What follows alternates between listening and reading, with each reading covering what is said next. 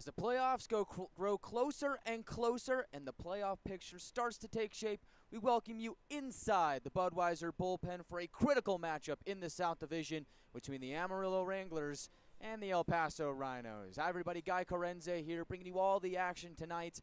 And this is shaping up to be a big battle between two teams in the South Division jockeying for position in the top two in the division. In case you haven't heard, top two teams in the division get a bye. Following four will meet in the play-in rounds for a chance to make some noise in the Robertson Cup playoffs. Currently, the Wranglers and Rhinos are in the top four.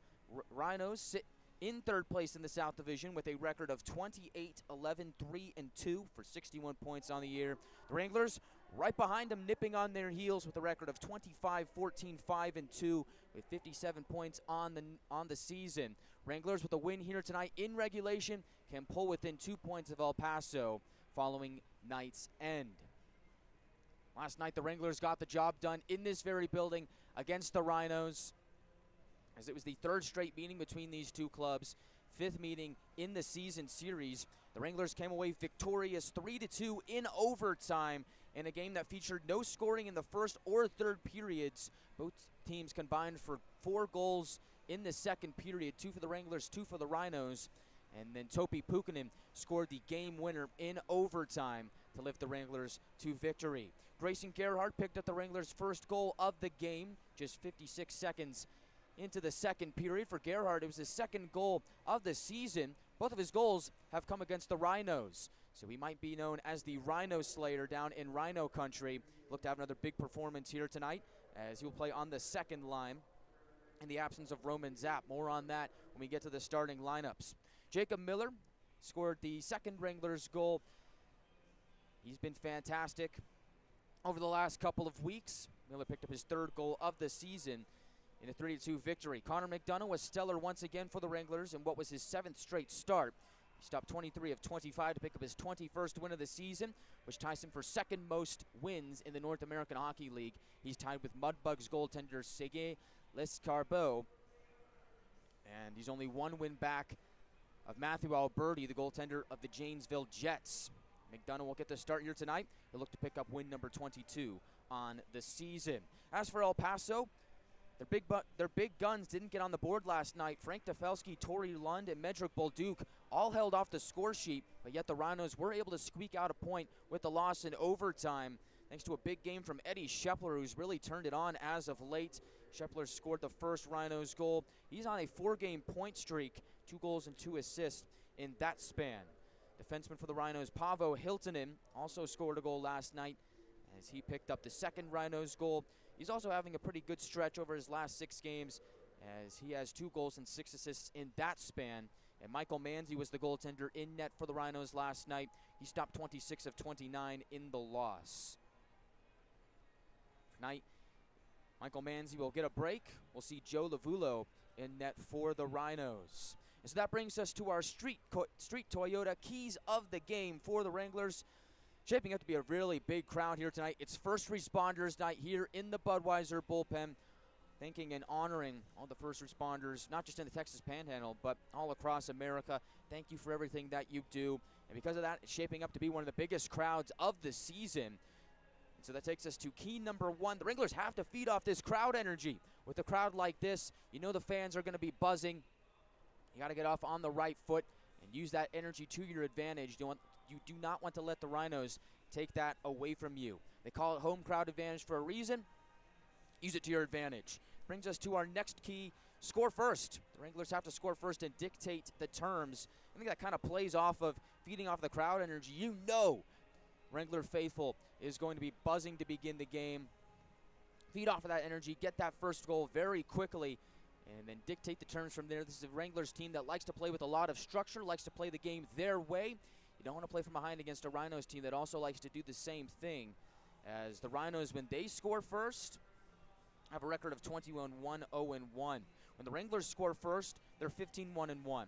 Both really good records. Something's got to give. Keep in mind, the Wranglers scored first last night and did emerge victorious. So for the Wranglers, get that first goal and dictate the terms of the game. And lastly, our final key, just play a smart game. I think that's what the Wranglers did for the most part last night. As a result of that, they were able to contain the Rhinos stars, and Tafelski, Bolduc, Lund, all held off the score sheet. Wranglers really forced the Rhinos' depth players to make some moves, score, and as a result, the Rhinos did respond and were able to do that, send the game to overtime. Wranglers' bottom six also showed out as well. And so I think tonight it's going to be a matter of whose stars show up here on the brightest stage at the Budweiser bullpen. Let's get to the starting lineups here tonight.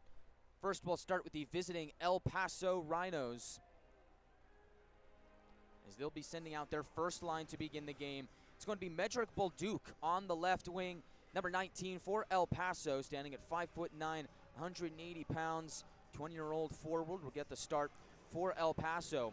Bolduc is one of the leading scorers in the El Paso lineup, as in 42 games he has 11 goals and 20 assists for 31 points. Although the interesting thing about Bolduc is 11 goals, 8 of them have come on the power play. So if El Paso goes up on the man advantage, watch out for number 19 in whites. Down the middle, it's going to be number 12, Tori Lund, standing at 5'10", 185 pounds. 19-year-old forward for the Rhinos is their second leading scorer on the team. Lund has 13 goals and 21 assists for 34 points in 44 games. He has 2 goals and 5 assists in his last 6 games. And to his right, rounding out the big three for El Paso, number 11, Frank Tafelski, standing at 6'1", 180 pounds. 20-year-old forward is the leading point scorer on this Rhinos team. Leads the team in goals, assists, and points, as Tafelski has 16 goals, 21 assists for 37 points in 43 games. He will round out that starting forward line for the Rhinos. On defense, it'll be number 15, Tim Mathis at lefty. Stands at 6'3", 170 pounds. He scored a goal for the Rhinos in the first meeting between these two clubs back in November. He'll be paired up with number 5, Luke Lindsay, standing at 6'1", 185 pounds. 20-year-old defenseman is coming off of a good performance at Top Prospects over in Pittsburgh a couple weeks ago. And in goal, last night it was Michael Manzi. Tonight it's going to be number 31, Joe Lavulo for the Rhinos. He stands at 6 foot even, 180 pounds. Lavulo on the season has a record of 7-2-1-1, a 2.41 goals against average, an .889 save percentage, and 1 shutout on the season. Last time we saw him was when the Wranglers defeated the Rhinos last Friday. In what was a 4-1 Wrangler victory. Lavulo stopped 10 of 13 in that game over at El Paso County Event Center. That's the starting lineup for the Rhinos, and now let's get to the lineup for the Amarillo Wranglers. Just like the Rhinos, they're going to send out their top line. Number 93, Jack McDonald gets the start at left wing. The 6'1", 185-pound forward from East Aurora, New York, gets the start for the Wranglers. McDonald on the season is having a stellar sophomore campaign with 9 goals, 26 assists for 35 points in 46 games. He'll be on that top line with centered by number 4, Ben Ivy, Wranglers captain, with his twin brother Jack Ivy playing at right wing. Ben stands at 6'4", 205 pounds. Left shot forward from San Diego, California. Picked up an assist on Grayson Gerhard's goal in last night's game. And Jack Ivy is one of the league leaders in goals, as Jack has 26 goals on the season, with 14 assists for 40 points in 44 games on the season. Jack is 4th in the North American Hockey League in goals. Both Ben and Jack Ivy are committed to go play their college hockey D1 at Army West Point. On defense, number 3, Nick Troutwine will get the start at left D. Stands at 6'3", 210 pounds. Left shot defenseman from Eveleth, Minnesota. Was once a Rhino not too long ago in the 2022-2023 campaign. We're happy to have him in a Wrangler uniform, as he was acquired from the Minnesota Wilderness on December 1st. Pretty good move that has been for the boys in blue. He'll be paired up with number 19, Nolan Gagnon, reigning defenseman of the month for the month of January. He stands at 5'10", 175 pounds. Right shot defenseman from Metcalfe, Canada, has committed to play his Division I hockey at the University of Alaska, Anchorage. Gagnon on the season has 7 goals and 26 assists for 33 points in 44 games. He had 4 goals and 9 assists and a +9 rating in January, earning him Defenseman of the Month honors throughout the entire league. Gagnon also picked up an assist last night on Topi Puikkonen's overtime winner. And in goal, he wears number 1 on his jersey. He's number 1 in our hearts. Connor McDonough making his 8th straight start for the Wranglers. For McDonough, this is going to be appearance 39 on the season. As McDonough has shouldered a lot of the workload for the Wranglers this season, but he's done well. As McDonough started off as a legend, helping the Wranglers make the playoffs last season. He's really built upon that legend here this season with a record of 21, 11, 4, and 2, a 2.29 goals against average, a .910 save percentage, and 1 shutout on the season when he blanked the Mudbugs back at the beginning of the month of November. McDonough recently broke the franchise single-season wins record. He's also tied for second in the entire league in wins. If he gets a win here tonight, and Janesville's Matthew Alberti loses, he'll be tied for first in the entire league. That's the starting lineup for the Amarillo Wranglers, who are led by head coach Ryan Anderson and assistant coach Connor Yanni. Connor McDonough is also committed to go play his NCAA Division I hockey at Lindenwood. And there come the Wranglers out of the tunnel, sporting their sharp-looking first responder-themed jerseys, which will be up for auction at the end of the night. It's a black jersey with some blue and red striping, black numbers with white outline and a white name bar with black text. It's a sharp-looking jersey. If you haven't gotten your tickets already, might be a little too late by now, but you can always show up at the end of the game for the jersey auction. Get your hands on one of those because those are sweet. For the Rhinos, they will be wearing a white jersey with orange numbers and looks like some black trim in there.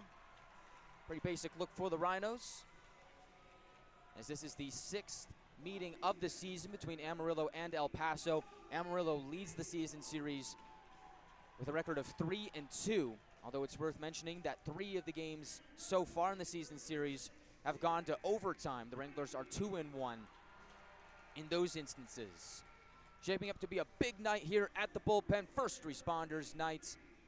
It's going to be a heck of a game, and I'm ready for it. And so are the Wranglers.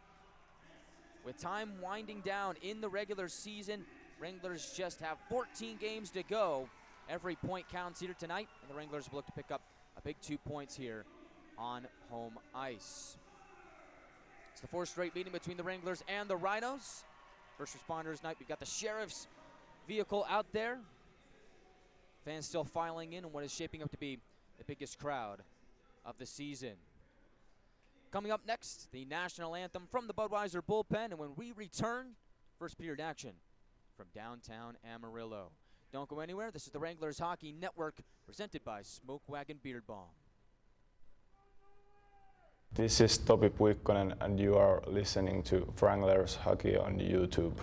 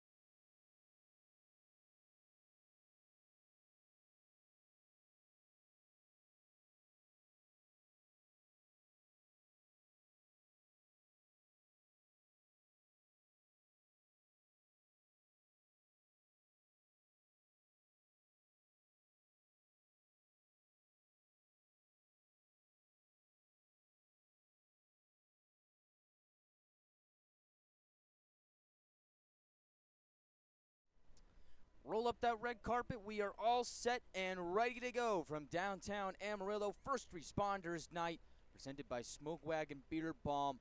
One of the biggest crowds of the season in attendance for the Wranglers here tonight, and they're looking to put on a show as they look to pick up a pivotal 2 points against their division rivals, the El Paso Rhinos. Starting goaltenders here tonight for the Wranglers, number 1, Connor McDonough. What more can you say about this guy? He's a legend in net. Somehow just pulls magic out of his top hat and makes big save after big save for the Wranglers. That was the case last night. McDonough on the season has a record of 21, 11, 4, and 2, the 2.29 goals against average, a .910 save percentage, and 1 shutout on the year. He's committed his college hockey to Lindenwood University, Division I NCAA. For the Rhinos, it's going to be Joey Lavulo in net for El Paso, wearing number 31, making his second appearance of the 4-game set. Lavulo has a record of 7-2, 1-1 on the season, a 2.41 goals against average, an .889 save percentage, and 1 shutout on the season. Last time we saw Lavulo was on last Friday when the Wranglers won 4-1. Lavulo stopped 10 of 13 in that game.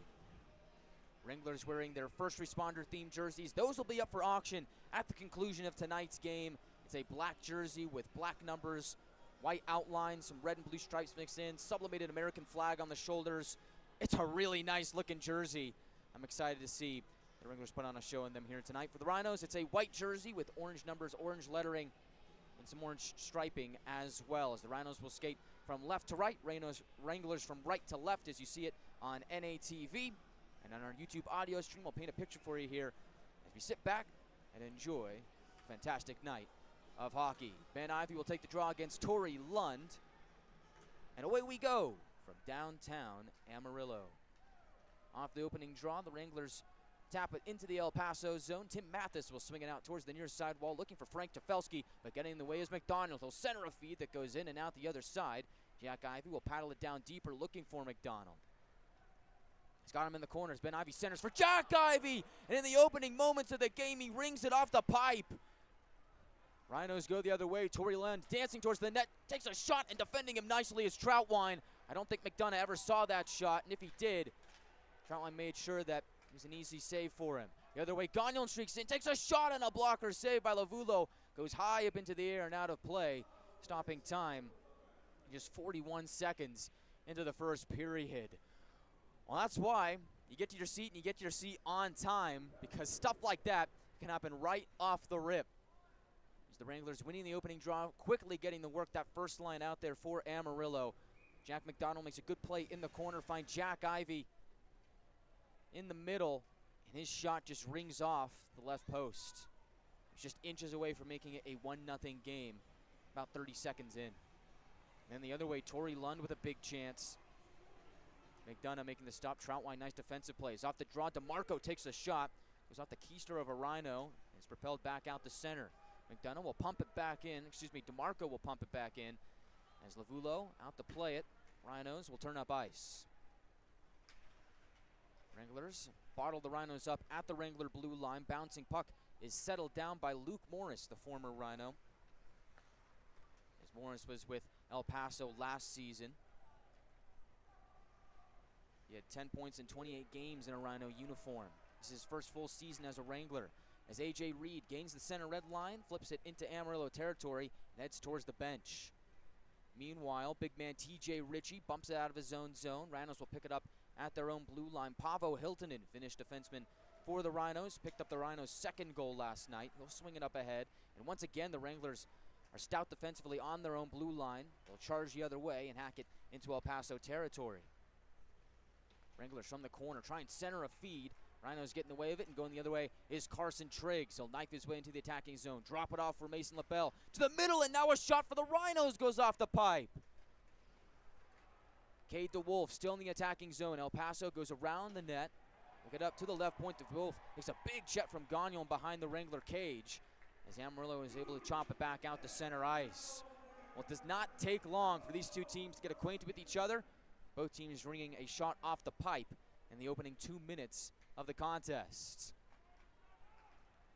Stretch pass goes off the stick of McNaughton. Jack Ivey will try and burrow it into the attacking zone. Wranglers stood up at the El Paso blue line.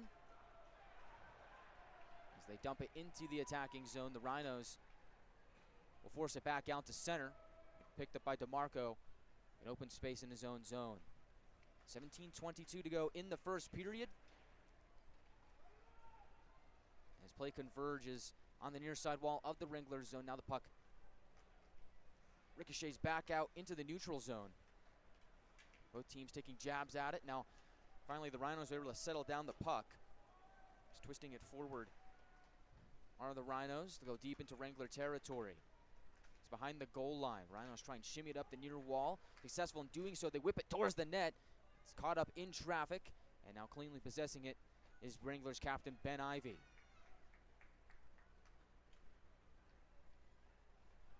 Rhinos field the puck in the safe areas of their own zone. Now it's Frank Defelski, leading point scorer for El Paso, turning the puck over at his own blue line. Trace Day will backhand it into the Rhinos zone. Amarillo looks to get to work on the forecheck as Day gets it back at the left point. He'll take a shot, it's blocked, and the Rhinos pick it back up at center. Torrey Lund from the Wrangler blue line will toss it in. Behind the net is McRoberts for the Wranglers. They'll roll it around to the neutral zone. Jacob Miller looks to get a handle on it. From the red line, he will wrap it down to Lavulo, and that line will go off for a change. Miller stays out on the forecheck as the Rhinos find avenue to move upwards. Lund from the near side, methodically moves it towards his right, goes off a skate and into the Wranglers zone. In the neutral zone, Elias Abrant enters down the right wing on his backhand. Beats out Lindsay, goes around the net, tries to turn towards his forehand, but Lindsay gets back to make a nice defensive play. This play gets caught up in the near corner, now below the Rhino cage. Lindsay will pick it up, go D to D, and the Rhinos look to escape their own zone, and they do. 15:24 to go in the first period, scoreless game, but both teams already trading pretty good chances to open the game, as each side has rung one pipe early in the contest.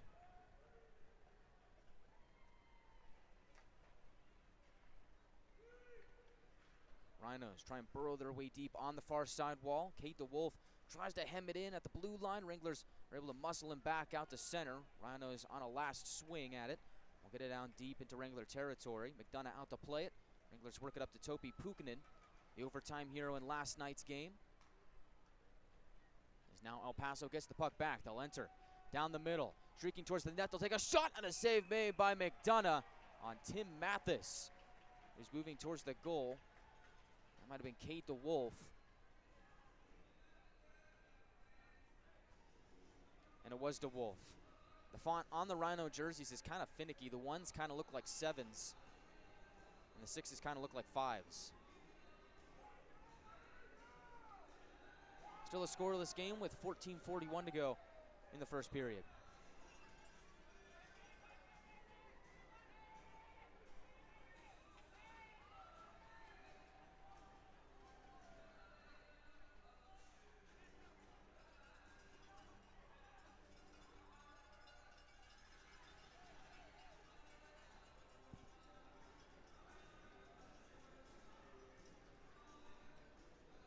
After that play, looks like McDonough having to readjust his left pad, so it'll take some time to do so. Meanwhile, fans getting rambunctious down there. A lot of fans have those noise-making boomsticks. Just saw a confetti cannon go off as McDonough gets things all squared away. He'll return between the pipes. Draw will be to his left on the near circle of the Wranglers zone.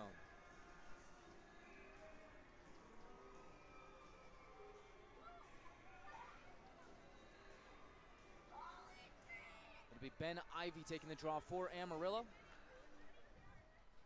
he sees the puck go off the end wall. Centering feed. Rhinos are there. They try and jar it into the back of the net. McDonough gets back into position and holds that left pad down and keeps the puck out of the net. And afterwards, we get a convergence. A scrum here. McDonald gets wrestled down to the ice by Brendan Coughlin, making his first appearance here at the bullpen this weekend. we got some scuffling going on. Everybody's found a dance partner, but no gloves have been dropped.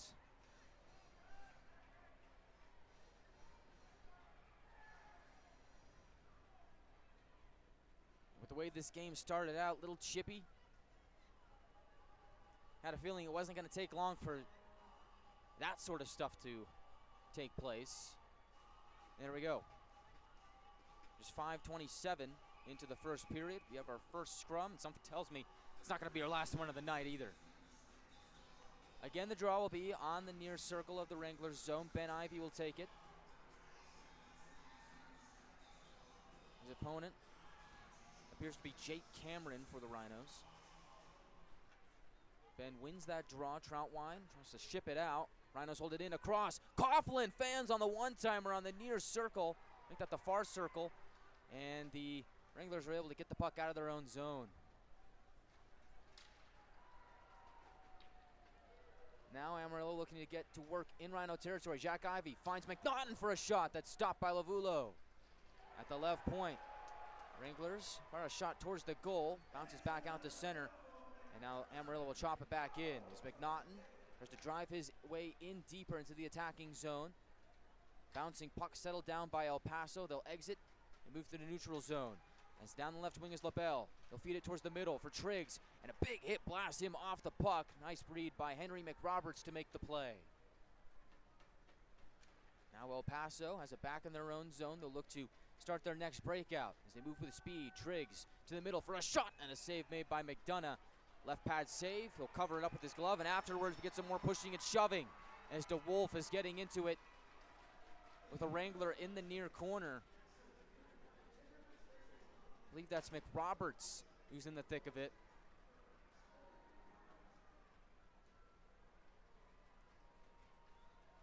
Stops the clock with 13:34 to go in the first period. No penalties to be had on that last sequence, though. Both teams able to get a line change in. He's coming on for Amarillo. New look third line with Magnus Gadowski playing in his second game as a Wrangler, and Elias Abramp, his sixth in a Wrangler uniform. Paired up with Luke Morris at center. The Rhinos get the puck in the Wranglers zone. Try and feed it towards the middle for A.J. Reed. He'll go to the corner and backhand it to the opposite side. He's on the far wall. The Rhinos drop it behind McDonough. He'll be picked up by Kruklidis, and he'll find a man moving forward in Gadowski. He shoulders away a hit from Shepler as the Rhinos wind it deep into Wrangler territory. DeMarco is able to launch it out to his own blue line. Rhinos trying to hem the Wranglers in their own zone. And Amarillo escapes the heat, moves through center. Gadowski tries to cut his way towards the middle. It's knocked off the puck by El Paso. And now the Rhinos with a chance offensively as Ginger exchanges with Coughlin. Mathis on the far wall. Looks to flip the script and send it towards the near wing. Gadowski is there, trying to fight off two Rhinos on the wall, and he's successful in doing so as he gets it to Gagnon. We'll just bank it off the near side and out into the Rhino zone. That is an icing. With 12:28 to go in the first period, first 6 shots of the game for the Rhinos have all been denied by Connor McDonough. Wranglers just have 1 shot on the board to this point. As the draw comes back into the Wrangler end, it's going to be to the right of McDonough on the far circle. It's one of those buildings where the camera's on the opposite side of me. I have to remember that what you see is mirrored from what I see, so bear with me in that regard.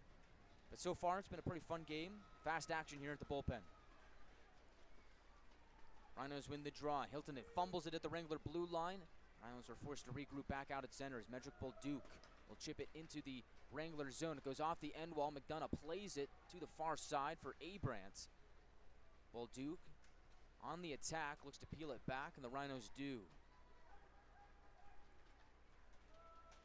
Rhinos will direct it towards the far corner. Lances off the wall to Gagnon. Will quickly relay it out to the neutral zone for Gadowski. Still battling with a Rhino, and just his second game with the Wranglers, but I thought he had a really nice performance last night, taking 4 shots and being very aggressive on the forecheck. I think he's going to be a big role player for the Wranglers down the stretch towards the Robertson Cup playoffs. As the Rhinos get a change as they tap it into Wrangler territory, Amarillo quickly looks to exit. Rhinos on the forecheck, able to boomerang the puck back into the Wranglers zone as Ritchie spars with Triggs in the near corner. Loose puck at the right point, goes onto the stick of Victor Budik, playing in his second game as a Wrangler.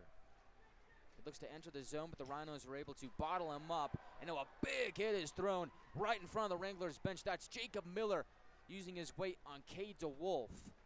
And already we've seen some really big hits in this game. On the right wing is Mason LaBelle. Banged it off the wall, looking to dump it to himself. Little dump and chase action, but the Wranglers are able to cut in front of him and get to the puck first. They'll bounce the puck through center. McDonald centers, looking for Ben Ivey. Rhinos are quick to sniff it out.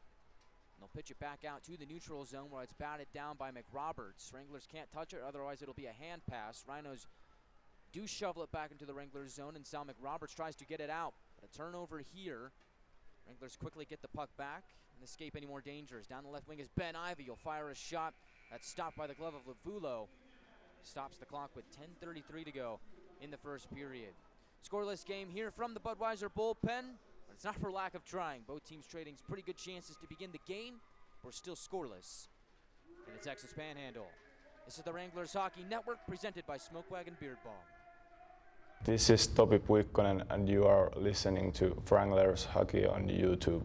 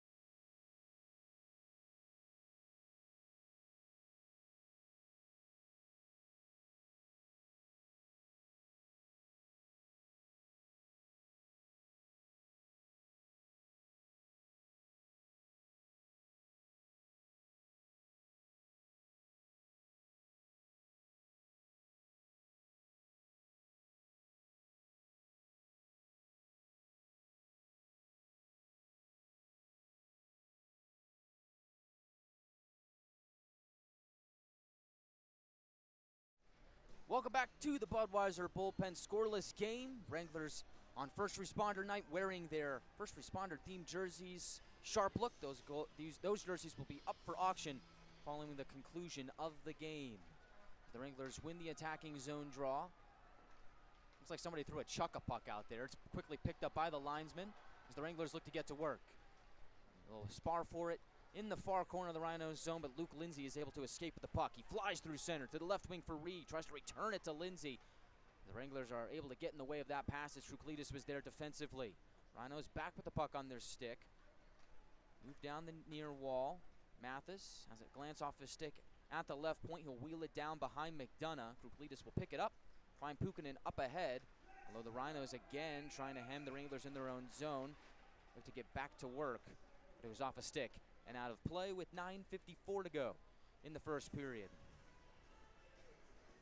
The Wranglers this season haven't been much of a first period scoring team. A lot of the Wranglers' goals have come in the second and third periods. Kind of nicknamed it the second period surge at this point. As the Wranglers this season have only scored 26 first period goals, but 47 in the second period, 51 in the third.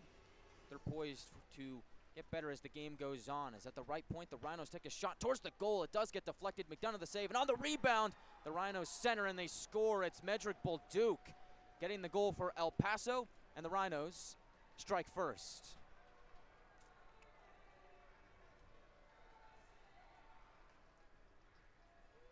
For Bolduc, that is goal number 12 on the season. Only his fourth goal, 5-on-5 this season. He does have 8 power play tallies.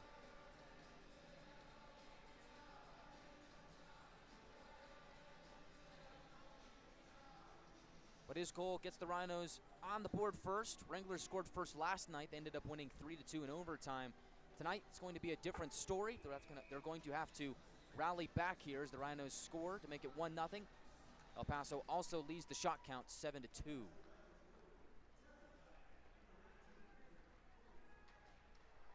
Wranglers look to get back to work and respond after the Bolduc goal. That was one of the themes of the second period last night, was that seemed like every time either team scored, the other team had something else to say about it. Was able to tie the game. Wranglers get back to work offensively. He's on the far wall. Puck rides up to the point. Man gets decked in front of the Rhino bench. Pellerine standing on top of McDonald. Now they get up, they jostle a little bit. Arm is raised. There's going to be a penalty out of all of this. Question is how many are we going to get and who's it going to be on? I have to figure Pellerine might be getting something. McDonald too. McDonald's trying to wrestle away from Pellerine. Pellerine keep trying to take a few more jabs at him.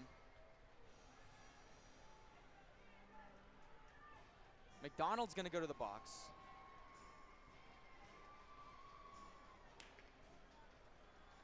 And the door to the Rhino box is open as well, so you have to figure we're going to get some 4-on-4 time here.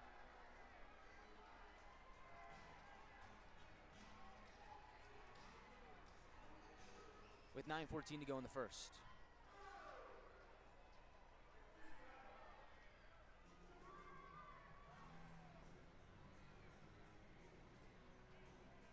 It's Brendan Coughlin that's in the box for the Rhinos. Jack McDonald for the Wranglers. And it looks like there's another Wrangler in the box that I can't identify from my position.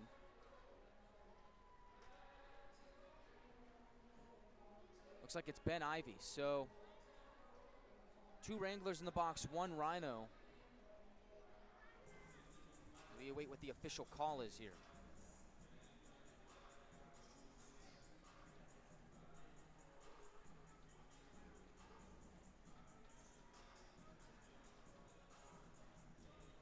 So Kyle DeMarco, alternate captain of the Wranglers, talk things over with our head official, Mr. Stace, or Stacy, not sure how he pronounces his name. And so right now, the only penalty on the board is 2 minutes to Ben Ivey. The official word, McDonald and Coughlin get 2 for roughing, and then Ben gets 2 for boarding. And that's why the Rhinos will head to the game's first power play.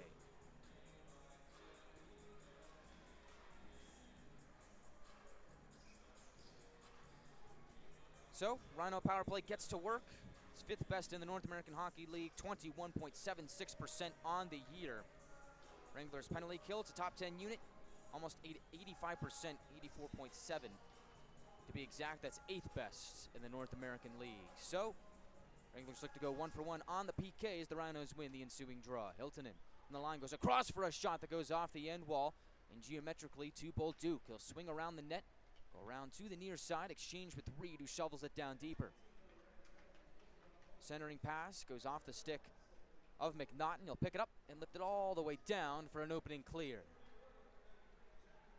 Wranglers get a wholesale change there on now as McRoberts, Morris, Puikkonen, and Gagnon as the Rhinos swing up ice. 5 men all in a line entering with a dump in. Wranglers sniff it out and get another clear. I mean, you've seen the flying V before. The Rhinos all skating at about the same pace, riding on a line right into the Wranglers zone. They dump it in. Wranglers sniff it out and send it down. This time, a bit of a different approach. Guys skating at different speeds. Rhinos dump it in off the wall to the stick of Gagnon, and he'll take his time and clear. So far, so good. 1 minute to go on the Rhino power play.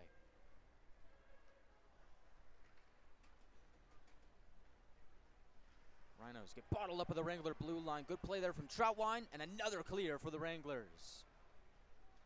So far, not a whole lot going on this power play for El Paso. They've got about 40 seconds to go. Towards the goal, they take a shot. McDonough the save. Goes behind him to the end wall. Wranglers pinch it up against the boards. DeMarco is there. He's able to weasel it over to McNaughton, who gets it down all the way the distance for another Wrangler clear.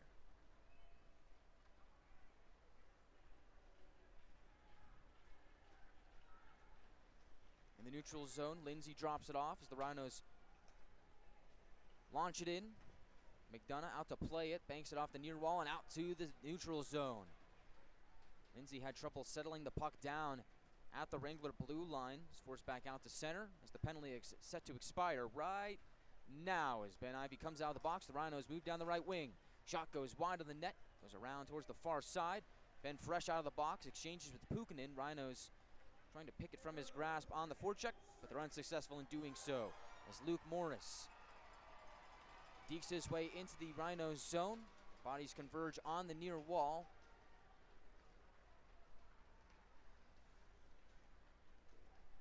Play goes towards the far corner. Ben Ivy jostling with Hooley. Both guys go down to the ice. Stay 5-on-5 as DeMarco looks for Gerhardt up ahead. Pass goes astray. Now we get a whistle as it looks like Hooley is down behind the play after the contact between him and Ben Ivy. It's James Hooley III, number 2 for El Paso, down on all fours. Medical staff will come out to take a look and see if he's all right. We'll hope that he's able to get back up and be okay. His time has stopped with 6:36 to go in the first period. We'll be back in just a moment on the Wranglers Hockey Network, presented by Smoke Wagon Beard Balm. This is Topi Puikkonen and you are listening to Wranglers Hockey on YouTube.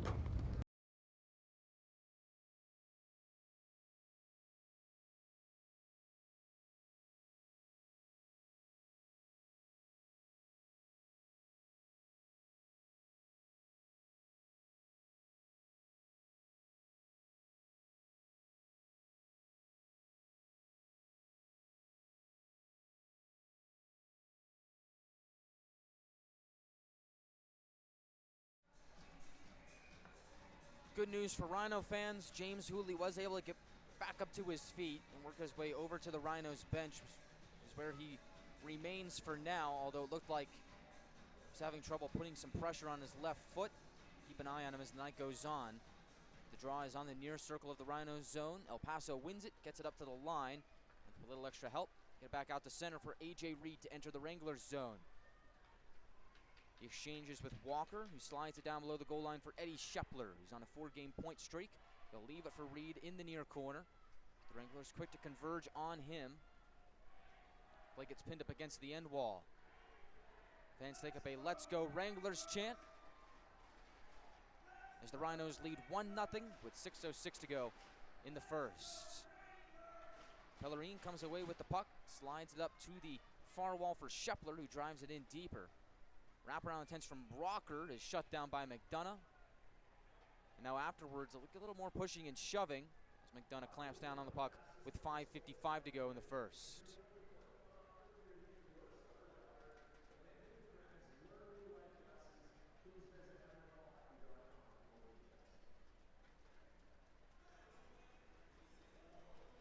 Third line for the Wranglers comes on: Morris, Abrant, and Godowski.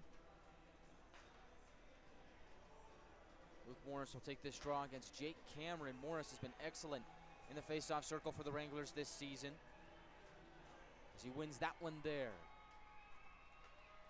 Gagnon looks to free it from the Rhinos' grasp off the draw as El Paso converge on the puck quickly below the goal line. Squeaks free, and Troutwine move down the near wing and find Godowski at center ice. He enters. He'll flip it to himself as he chases the puck and gets there first, beating out Tristan Zarski. Centering feed, all alone, Morris, and somehow Lavulo makes a glove save to deny him. And Morris is in disbelief, and so is everyone in attendance. And I might be part of that pack as well. Point blank, centering feed below the goal line. I mean, you give a guy 100 of those chances, he's scoring on 99 of them. And just that 1% chance for Lavulo to make that save, he got it. What a stop for Joe Lavulo. Keeps the game 1-0, but the Wranglers win the ensuing draw. Gagnon whips it towards the net, was looking for a deflection from Jack Ivey. Didn't get it. Goes towards Lavulo. He gloves it up with 5:28 to go in the first.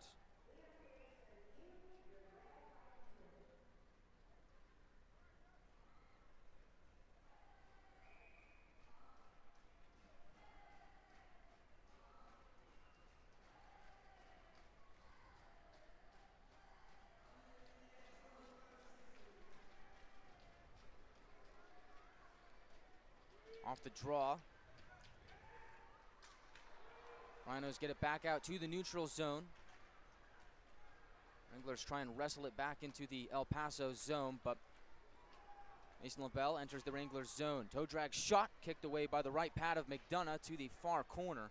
Wranglers pick it up and move it up ice as Jack McDonald in open space looks to get things started. Goes across for Jack Ivey on the left wing. He goes down low, moves towards his forward hand. Wranglers get it back in the corners. McDonald tries to dig his way deeper, gets it back to Jack Ivey. Rides up to the left point, McRobert shovels it back down low for McDonald. Gets caught up with a couple of Rhinos. Miller joins him and is able to jar it free. Centering pass goes off a skate. Miller gets it back and takes a shot that's stopped by Lavulo. Play moves towards the far wall.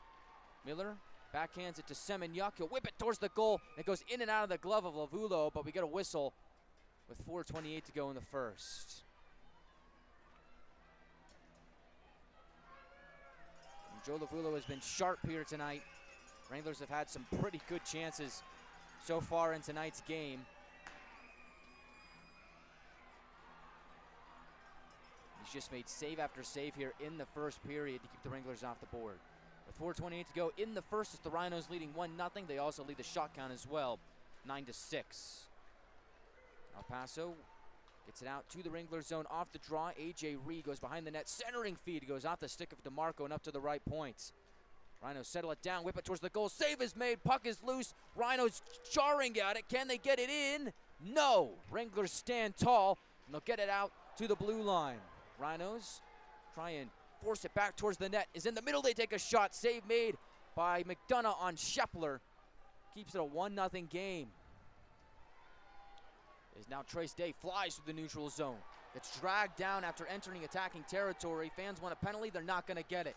At the right point, Gagnon takes a shot, and his stick fails him. His twig breaks, and the Rhinos move up ice. Bolduc slips and falls and turns the puck over. Wranglers catch a break there as the wood unkind to Nolan Gagnon. Now the puck goes out of play with 3:34 to go in the first period. Well, what a wacky sequence that was. Gagnon takes the shot from the right point. His stick breaks. Bolduc steps in, picks up the puck and moves the other way. Meanwhile, behind the play, Wranglers were getting a partial change. We're almost caught for too many men on the ice as the Rhinos enter the attacking zone, and then Bolduc slips and falls, tosses it towards the slot, and the Wranglers pick up the puck and get out of their own zone. So, all in all, still a 1-0 game with 3:34 to go in the first period. Next draw is going to be on the near circle of the Wranglers zone to the left of Connor McDonough. It's Torrey Lund taking it against Connor McNaughton, and Lund wins it, gets it to the right point. Strickland finds Stefelski, tries to charge towards the middle, and Gagnon is able to shoulder him off the puck. Gerhardt gets tripped up as he looked to exit his own zone. Rhinos will bank it back in. At the blue line, Wranglers get a steal, potential 2-on-1. Is down the left wing, Puikkonen in, and he shoots. Lavulo glove save, rebound. Move back towards the near circle, but the Rhinos were able to pounce on it and get it away from any more danger. This play goes towards the near corner. Wranglers find McNaughton at the half wall. He gets mobbed by Strickland. He's looking for help. Didn't get any, and the Rhinos move it back out to center ice, where Nolan Gagnon will drive it in.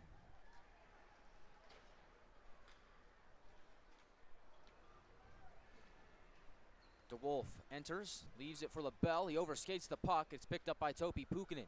He'll go behind his own net, feeling the forecheck of DeWolf. Puikkonen, strong on the puck, is able to move it to Morris on the near side. Gets clamped up against the near wall. Carson Triggs tries to wedge it free. He does, but subsequently turns it over as Morris finds Puikkonen on the right wing. He'll backhand it into Rhino territory and go to the bench. Behind the goal, the Rhinos feeling the force of Luke Morris. Morris gets the puck away from Lindsay. In the near corner, backhands it behind the cage for Abrams. Abrams took 4 shots last night, and what I believe was his best game in a Wrangler uniform. Tonight he's playing in his 6th game after he's acquired through a trade. As Abrams drives towards the net, saved made by Labulo. He sprawls out, gets a handle on the puck and makes the stop, and stops time as well with 1:53 to go in the first.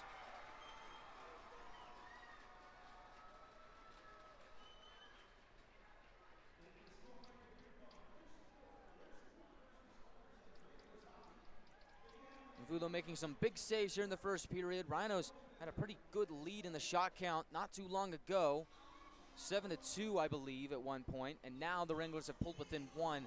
Shot count is 11-10 in favor of El Paso.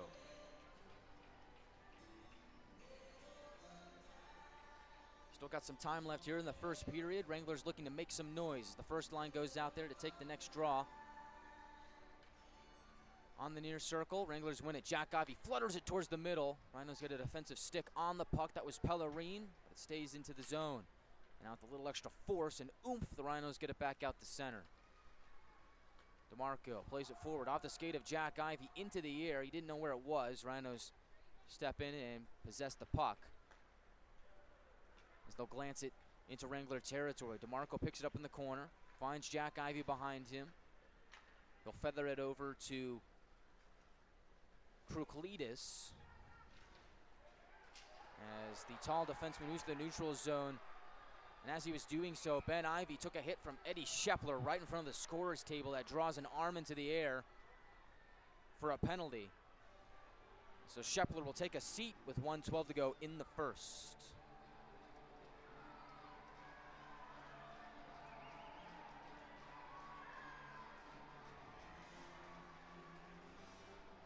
So for the Wranglers, this will be their first power play chance of the game. Eddie Schepler sitting down for 2 minutes for roughing.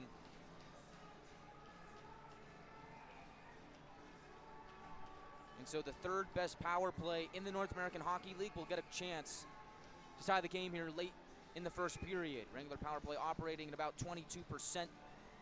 Rhino penalty kill, one of their weaker points. 21st in the league, 80.7%. Which is about an average figure. Wranglers win the opening draw. DeMarco goes D to D for Troutwine, settles it down and plays it down low for Abrandt. They'll work it back up top for Troutwine. He'll go across for DeMarco. A drive, he scores! Kyle DeMarco on the power play, and the Wranglers tie it up at 1.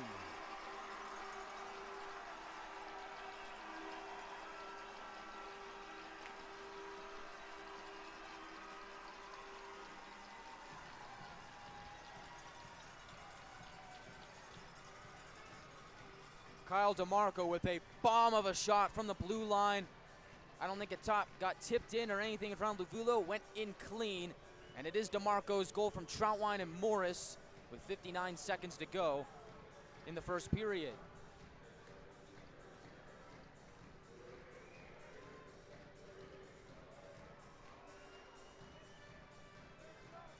And for DeMarco, that is his third goal of the season.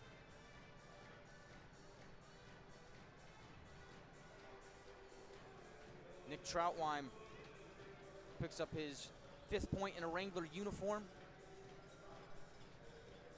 And Luke Morris gets another point against his former team. He had 2 power play goals on Friday.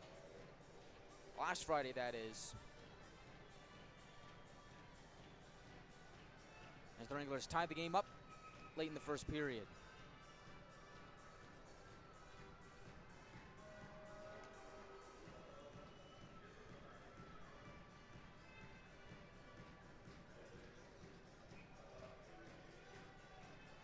And so it's going to be Ben Ivey against Cade DeWolf.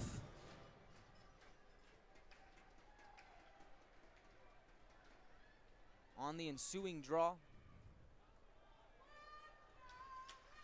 And Ben wins it.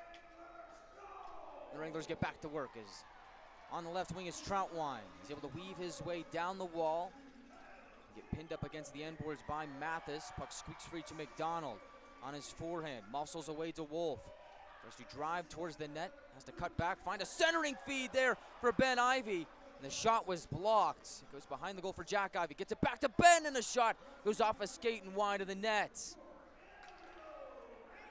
Down in the corner, McDonald has it, goes behind the net. Jack Ivey possesses on the exchange. On his forehand, looks to find a man in the middle. He's defended by Triggs. Rhinos are able to get it back to the Wranglers zone with 13 seconds to go in the period. Stretch pass goes astray from Ben Ivey. Luvulo out to play it. 5 seconds to go in the first. Rhinos go D to D move it forward for one last pass, and that is the end of the first period. Rhinos scored first, courtesy of Medrick Bolduc's 12th goal of the season. Wranglers responded with a power play goal in the final minute of the period as Kyle DeMarco gets his 3rd goal of the season from Troutwine and Morris. Coming up next is the first intermission report presented by Coca-Cola Southwest Beverages, where we will recap all the events of the first 20 minutes, preview period 2, and also take a look at some scores from around the South Division as the playoff picture starts to take shape. All that and a whole lot more coming up in just a few minutes on the Wranglers Hockey Network, on NATV and YouTube. This is Topi Puikkonen and you are listening to Wranglers Hockey on YouTube.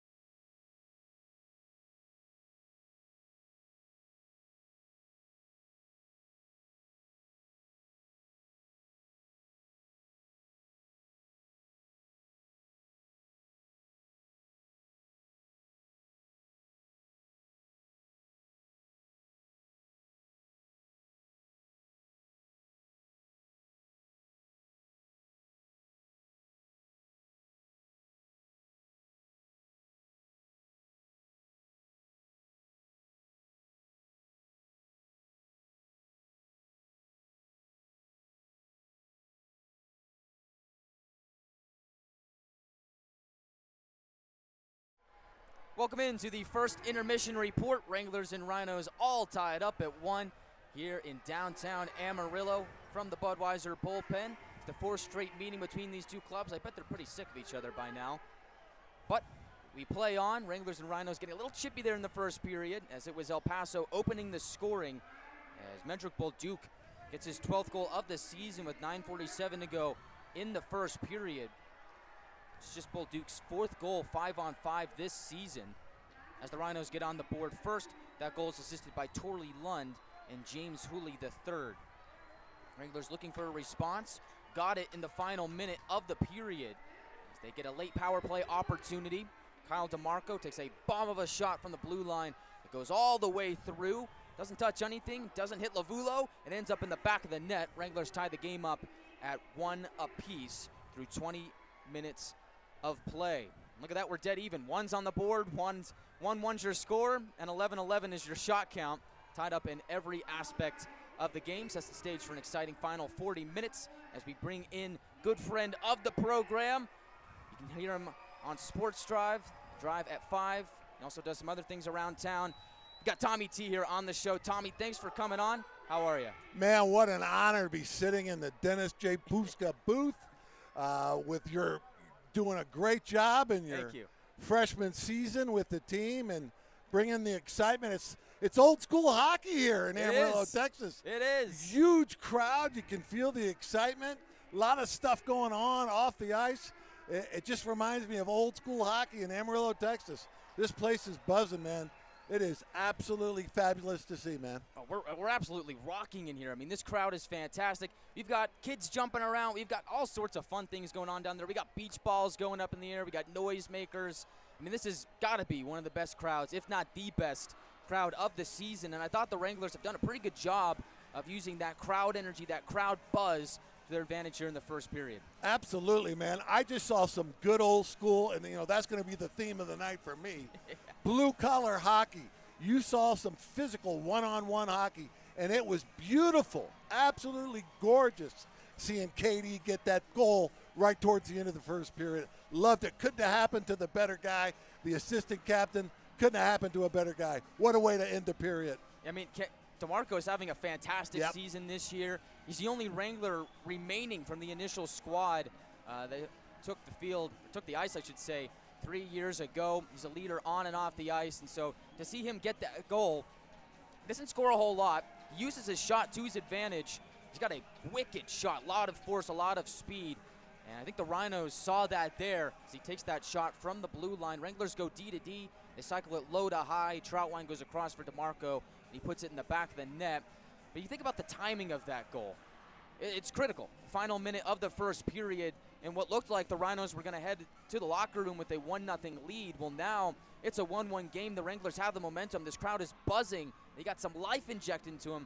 What do you think about that? You can absolutely feel the momentum of the game change at that very nanosecond. The whole vibe of the building changed dramatically, and it wasn't that it wasn't positive before, but it really lit up the old school, lit up the room. Everybody got involved. Again, great blue-collar, in-your-face hockey.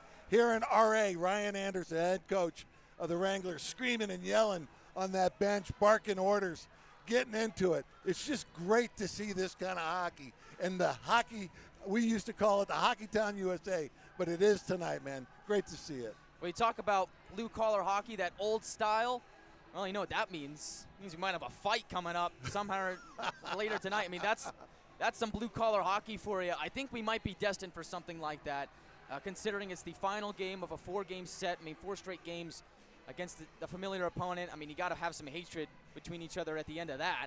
And, of course, these teams aren't going to see each other for a while until the end of March. So if you got something to say, get out of the way right now, as it looks like it's getting pretty chippy here in this game. A lot of physical play. But I think we can both agree that we like to see that here tonight. Absolutely, and all of these games are very, very important. All of these games now, you know this, have playoff implications. These kids they're ready to go at it, and you're exactly right, man. It was like a nice cup of coffee. It was like percolating. Now you're just getting ready to pour it, and I think they're going to pour it on in the second period because it was bubbling, and you got to commend the refs for keeping it calm and the umpires and everything what they did, but it was on the verge. You could feel it. Oh, yeah, for sure. And so that sets the stage for an exciting second period. Game tied 1-1. You think about the Wranglers tying that game up late in the first period. kind of shifts the scene a little bit. The Rhinos win tied after one of a record of 10-3, 2-1. The Wranglers 12-4, 3-1. So records that are pretty close. Game really isn't favoring one team or another right now, but again, we mentioned that big momentum swing at the end of the first period. You got to think that the Wranglers will have the upper hand with that crowd advantage entering the second period. You know, we're talking good old-fashioned, old-school Southern Division in AHL hockey. Physical, in your face. We're seeing a textbook example of that this evening at the Budweiser bullpen. It's just a perfect storm. What a great crowd, what a great game, and just can't wait for the next 40 minutes of hockey. It's going to be off the hook. Oh, it's going to be fantastic. And you've been covering the Wranglers for some time now. I understand you got some stuff going on around these parts. Tell me about it. Yeah, I'm actually here to love on the Wranglers, but I'm also here to promote. We have a radio show on 102.9 FM, the Panhandle, the Port Star, called the Amarillo Motorsports Power Hour. We call it AMP for short. We do a lot of coverage of NASCAR, IndyCar racing. We mess a little bit around with the straight line guys, dabble a little bit in Formula One, but this weekend's show will be what we're calling our season premiere. Will be tomorrow morning at 10 a.m., 102.9 FM here in Amarillo, terrestrially. You can also stream it on panhandlesportstar.com. You just hit the Amarillo Motorsports Power Hour icon, and we try to bring a local perspective to a national sport. We have a lot of great drivers, a lot of behind-the-scenes stuff going on, and we're really proud of what we've been able to produce, and it's coming out of Amarillo, Texas, and we're very proud of that. And we love our Amarillo Wranglers, and we always try to get the word out with them, and we've always been a big supporter of the Wranglers, and will always be. I mean, you do a great job with your segment, The Drive on 5. You got the guys on there a couple times. Ryan Anderson's a big fan of the show, head coach of the Wranglers. Every time he goes on there, he's like, I just did the show with Tommy T. He always has a fun time on that show, so appreciate you for everything that you do, growing the Wranglers here in the Texas Panhandle and around Amarillo. And I think that's one of the reasons why we have such a great crowd here tonight. Everybody's buzzing in attendance. If you got somebody with a phone flashlight on over there, they might do that thing that they used to do with lighters at concerts. There you go, brother. I mean, I'm not sure if the YMCA is the song to do that to. Maybe that kid's a little confused, but he's got the right spirit. When do you think the wave's going to start? It's going to happen tonight. I'm going to say past 10 minutes left in the second period. We're going to see it at least once. That's a good guess. I think I'm going to go with 5 minutes into the second period. There you go. But you got to get them started from the booth, man. You want me to start? I'm not sure if anybody's paying attention to me, You got to start throwing some paper out there. Get their attention. I mean, we've got some confetti cannons that have been going off. I mean, this night. It's crazy, man. This night is presented by Smoke Wagon Beard Balm. Russell Radney, the owner of Smoke What Wagon. a great job. I was able to sit down and chat with him earlier on in the week. And he was fired up about those confetti cannons, all the stuff that we've got going on, the beach balls. I mean, all this stuff was orchestrated by him, and he's done a good job of firing up this crowd here on this very special night where we honor first responders around the Texas Panhandle. Thank you for all that you do. Thank you, really, can't be said enough. We just want you to know that we appreciate all the hard work that you put in, day out, and some of the extra hours as well for all of us here in the Texas Panhandle and across the United States of America. How fantastic was that puck drop at the beginning of this? That was awesome. Unbelievable. One of the most moving and touching and important puck drops I've ever seen in this building. Oh, I mean, I got chills. Oh, it started off the night perfectly. It really set the precedent for what is a big night here at the bullpen, not just because of first responders night and everything that's going on, but also because of the playoff race. I mean, we're winding down, Tommy. We're getting close to the end. Every game matters. At the end of the night, the Wranglers will have just 13 games remaining. Now, the interesting thing about that is you think about the Wranglers' path to the playoffs. Well, here it is. After tonight, there'll be 5 games remaining against teams in playoff position currently throughout the remaining 13 games of the season. So you got 6 games against Colorado, games that you should win. If the Wranglers are able to win those games that they should and hang around in the games that are deemed to be tough against teams like El Paso, Shreveport, and Oklahoma, chances are they get a good chance at getting that second seed because the Rhinos, after tonight, will have 15 games remaining 11 of those are teams against playoff or that are currently in playoff position. So you think about the Wranglers' path to the playoffs. It starts here tonight, of course, with big wins over El Paso, but schedule favors them down the stretch. You know, it shows exactly how important these 2 points are tonight. Their focus, your point is well taken, but their focus tonight is on tonight. Get these 2 points. Just be 2 points behind them and start biting at them. And they're in great shape. Team looks like they're gelling at the right time. RA's got them going in the right direction. You see the crowd. These guys have got a lot to play for. And, man, if they could get a first round bye, how special would that be going into that playoffs knowing maybe you got a weekend off? Ryan Anderson said it on Lance Lauderchild on the Drive at 5, how important that rest time would be. So we got our fingers crossed, brother. Oh, it would be huge. I mean, you think not just about the extra time off, but you also think about home ice advantage. Oh, yeah. Think about having this crowd screaming at your back. Oh, man. I mean, that's going to be big for the Wranglers and also tough for wherever they play in the Robertson Cup playoffs. So I'm looking forward to it. Big 2 points on the line here tonight. Tommy, thanks for joining me on the first intermission report. What an honor, brother. Thank you so much for having me. Let's look to see you on here again soon. We'll be back in just a moment on the Wranglers Hockey Network on NATV and YouTube. This is Topi Puikkonen, and you are listening to Wranglers Hockey on YouTube.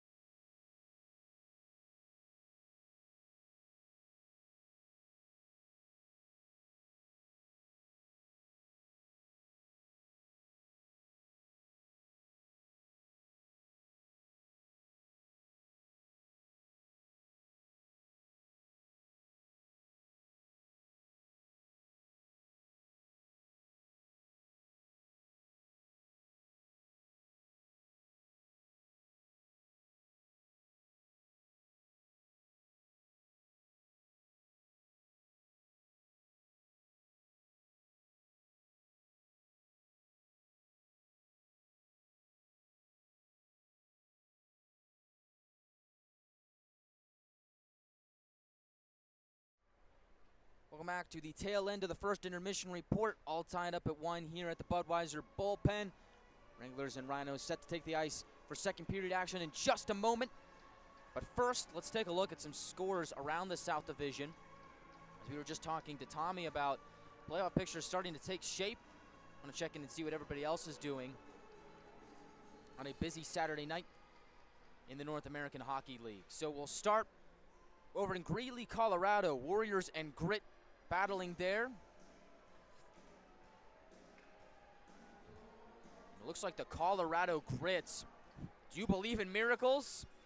Yes, the Grit win 4-3 in regulation against the Oklahoma Warriors. I'm sure the New Mexico Ice Wolves are grinning ear to ear at that one, because Oklahoma with a win tonight would have passed the Ice Wolves for 5th place in the South Division standings. Not going to happen as the Grit pick up a win and their 8-game losing skid with a 4-3 victory over the defending champions. Over at the pond in Shreveport, Mudbugs coming off of a 10-1 victory over the Corpus Christi Ice Rays. A little bit slimmer here tonight as the Bugs lead 1-0 over the Ice Rays midway through the second period. The lone goal for Shreveport is scored by Ryan Burke. And finally, over at NYTEX Sports Center, it's the Odessa Jackalopes and the Lone Star Brahmas. Lone Star leads that game 2-0. After 1 period of play, Connor Bergeron has both goals for Lone Star. The Brahmas last night, despite the loss in overtime, that 1 point was just enough to officially clinch their berth in the Robertson Cup playoffs. So Lone Star's got their ticket punched. 5 more spots remain in the South Division. It's going to be very interesting to see how things shake out over the last couple of weeks. I'm looking forward to it. I know you are, and that's why I need you on my broadcast. If you're not going to be here at the Budweiser bullpen, you can catch all of our games on NATV and YouTube on the Wranglers Hockey Network. So, both teams back out here for second period action. Wranglers skating from left to right, Rhinos from right to left. As Ben Ivy will take the draw against Tori Lund to open the second period. And away we go for period number 2.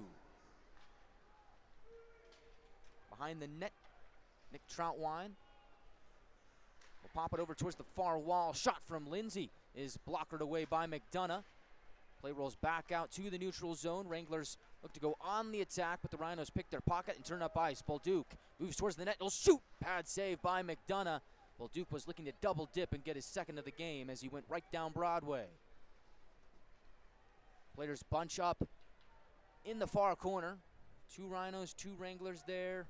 Troutwine lurking in the area. And now finally the puck is jarred free. Tori Lund with it on his stick, although he's still pressured by Ben Ivy. Meanwhile, Rhinos take this opportunity to get a partial change as Eddie Shepler steps on. Meanwhile, the Wrangler Semeniuk moves it upwards for Jack Ivy waiting at the Rhino blue line. Bouncing puck settled down by Jack. He'll toss it into Rhino territory as it'll be played by Lavulo. He'll exchange with Luke Lindsay, who's fresh off of a appearance at Top Prospects. He'll move it into the attacking zone for Shepler. He'll turn and shoot, goes off the leg of DeMarco and onto the far wall. Puikkonen will pick it up, fling it to the neutral zone, goes by a couple of skaters. Off the end wall, no icing. Gerhard out there on the second line on the attack, gets the puck back, is behind the net, it's Puikkonen. Turns towards forward and shoots and scores!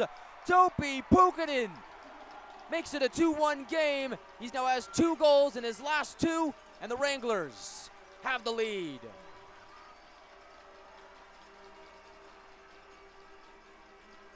And that play all starts because of the hard work of Grayson Gerhard. Makes a really good play on the forecheck, on the far wall. He's able to get it to Puikkonen, who goes around the net, is able to move to his forehand on the near circle, takes a shot from a couple feet out that beats Lavulo for the 2-1 score, 1 minute and 29 seconds into the second period.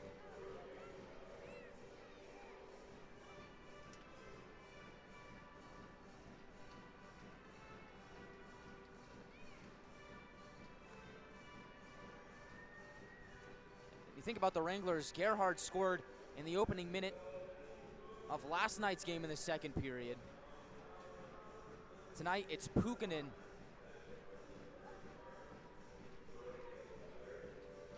who scores in the opening 2 minutes of period 2. So far, so good for the Wranglers in the second period. They now have the lead.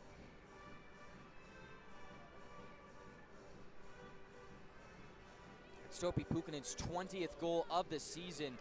He now has an even 20 goals and 20 assists for 40 points on the year.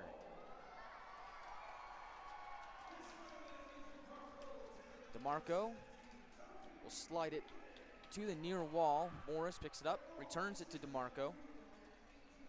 As the Wranglers exit their own zone. Puck is batted out of the air by Morris at his own blue line on the Rhino entry. Morris, hard on the puck, is able to escape 3 Rhinos for a moment. El Paso on the back check is able to catch up to him and steal it away. As the Rhinos enter on the left wing, shot from DeWolf, goes wide of the mark, make that LaBelle. The Wranglers pick it up on their own blue line and enter the Rhinos zone. Godowski battling with Mathis, gets some help from Morris in the near corner. He'll move it up to the right point. Gagnon fakes the shot and digs his way deeper. Looks like he was slashed on that play. He's holding his wrist. No call to be had though. As Troutwine digs his way down the left wing, behind the goal line. Exchanges with Abrandt. Rhinos were able to shoulder him off the puck and weasel it back out to the neutral zone. 17-20 to go in the second period. Wranglers lead 2-1. Through the neutral zone, former Wrangler Ryan Ginger spent 20 games with the Wranglers last season. Moves it into the Wranglers zone, pops back into Rhino territory as Jacob Miller drives towards the net. Lavulo makes the save. Troutwine all alone for a shot, and that's blocked by the aforementioned Ginger. Getting back to make that play Takes a hit in the process from Gagnon in front of the scorer's table, but a excellent defensive play from number 10 in white. As Coughlin directs it into the Wranglers zone, Semenyuk with speed will bring it back out to the neutral zone. Budik was looking to move forward. Lund steals it away to the middle, looking for Bolduc. And the pass just escaped him as he was alone in the slot. Now in the near corner, Bolduc gets bodied up by Gagnon. Wranglers. Bouncing puck is able to be knocked back out to the neutral zone where Miller will hack it into Rhino territory. Puck trickles back out to the neutral zone. Both teams exchanging possession here. As Bolduc moves it to the right wing for Tefelsky. To the middle, looking for a trailer in Lund. Puck pops over to Hiltonen, and this shot is stopped by the pad of McDonough. And he pounces on the rebounds to stop the clock with 16:01 to go in the second period.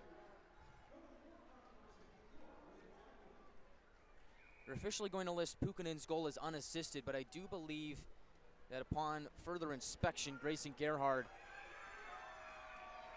should get an assist on that goal. We'll have to see. But Puikkonen's 20th of the year has the Wranglers up by 1 in the second period. He's off the draw. Rhinos wedge towards the net. Shot is stopped by McDonough. Schepler below the goal line. He's battling with Jack Ivey. As the confetti cannon goes off right in front of me. Fans getting rambunctious here at the bullpen. Rhinos up high, take a shot, save made by McDonough, and scarfing up the rebounds was TJ Ritchie. He throws a check on Schepler as he dumps the puck out of his own zone. Good shift there for the big man from Poland, Ohio. He'll slip it down the left wing and into Rhinos territory. Bouncing puck goes up into the air. Mathis will feel it on the near wing. Rhinos get a couple quick passes in, and Luke Lindsay gains the red line and will pump it into the Wranglers zone. Play goes out to the neutral zone. McDonald in the first line out there as the Rhinos Zarski looks to re-enter. Jack Ivey gets a stick on puck, but the Rhinos are able to wind it back down to McDonough, who's out behind his cage to play the puck. Off the corner wall, Puikkonen, fresh off the bench, and fresh off of his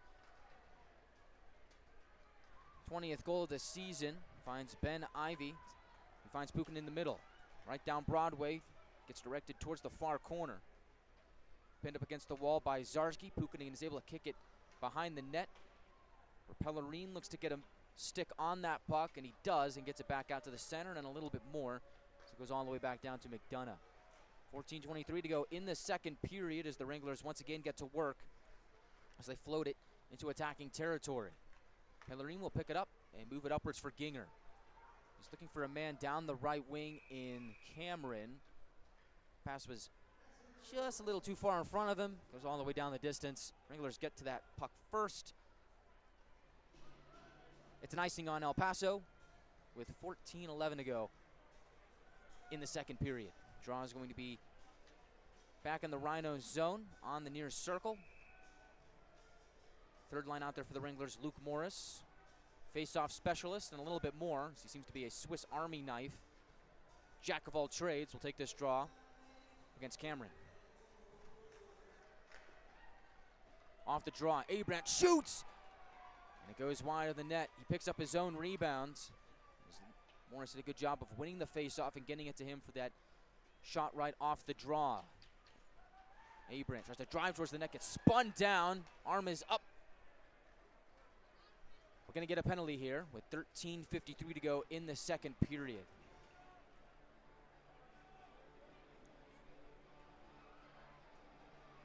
And I believe it's going to be Tristan Zarski going to go.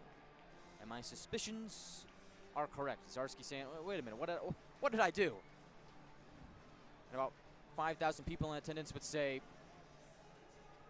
you tripped him. And that's the call.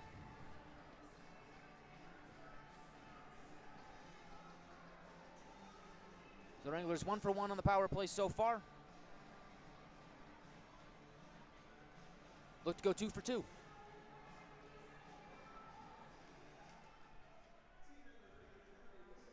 Puck is slapped over to the far wall off the draw. Rhinos dig it free and try and clear.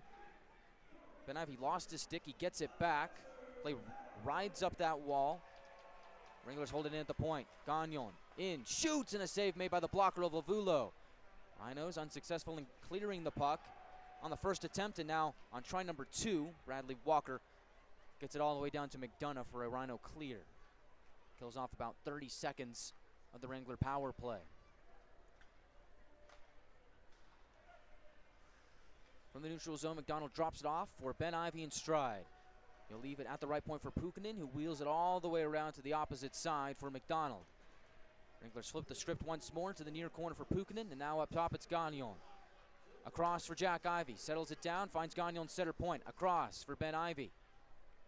On the right side, he'll step in and shoot, and the shoulder is saved by Lavulo. Puck banks off the end wall and onto the stick of McDonald. From the far corner, he'll find Jack Ivy at the half wall. Back to McDonald. To the middle, Puikkonen, backhand try, goes wide of the net. Lavulo sprawled out to maybe get a piece of it. Now Jack Ivy has it behind the cage. On his backhand, pops out on the near side. Exchanges with Ben Ivy. He'll move down, bank it off the end ball for McDonald. He'll return it to Ben. Now back up top, it's Gagnon. 30 seconds remaining on the power play, and the Wranglers' next passing attempt goes off the stick of A.J. Reed and back out to the neutral zone. Wranglers have to regroup here, as the Rhino clearing attempt is blocked by their own man in Eddie Shepler.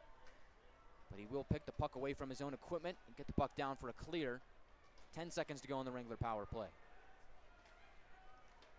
DeMarco will pick it up. He has the Wranglers' first goal of the game on the man advantage.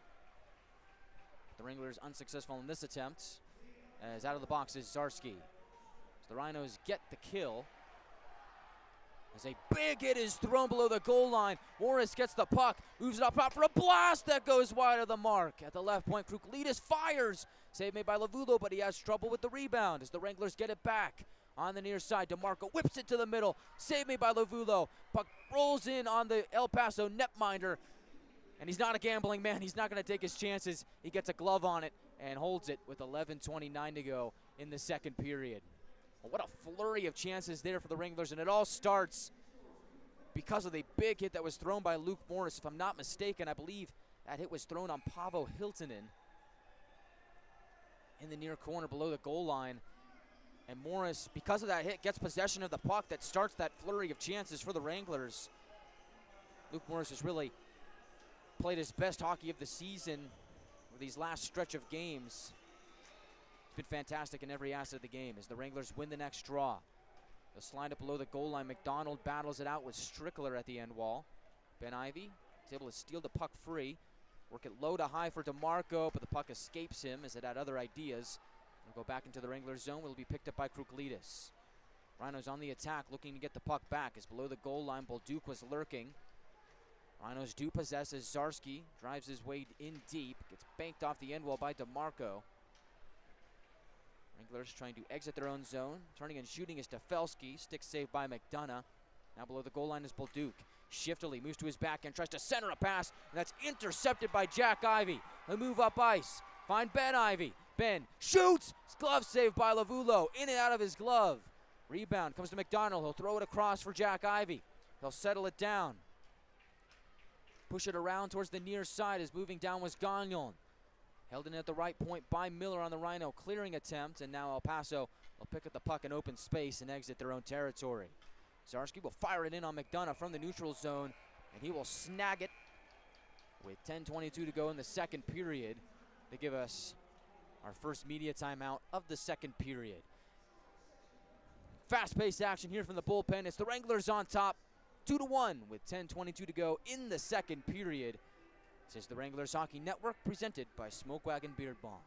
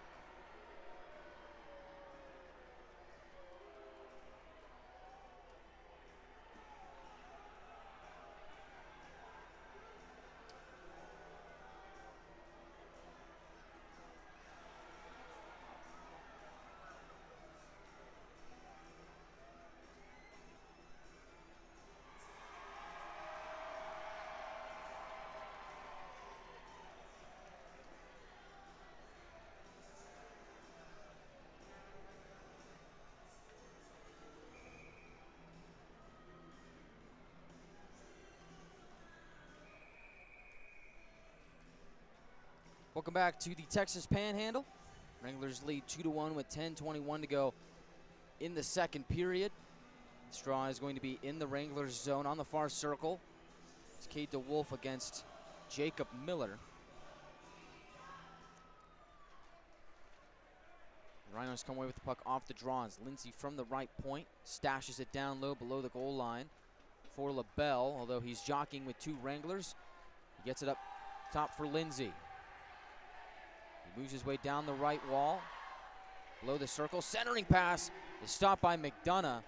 Rebound is picked up by Gagnon. He'll charge out of his own zone and backhand it to center ice.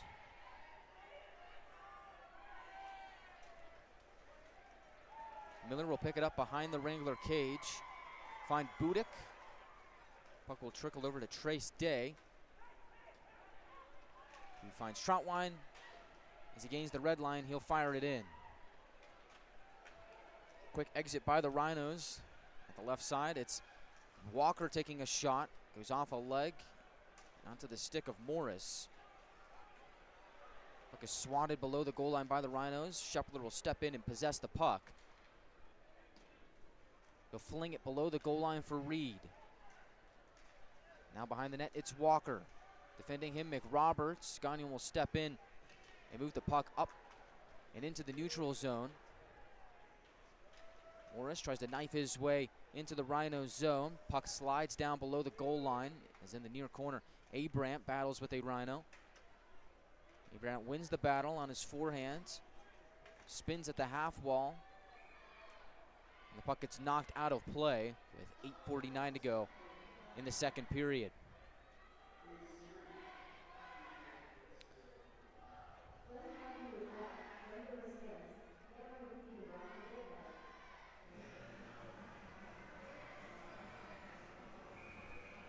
Straw is going to come all the way back out to the neutral zone.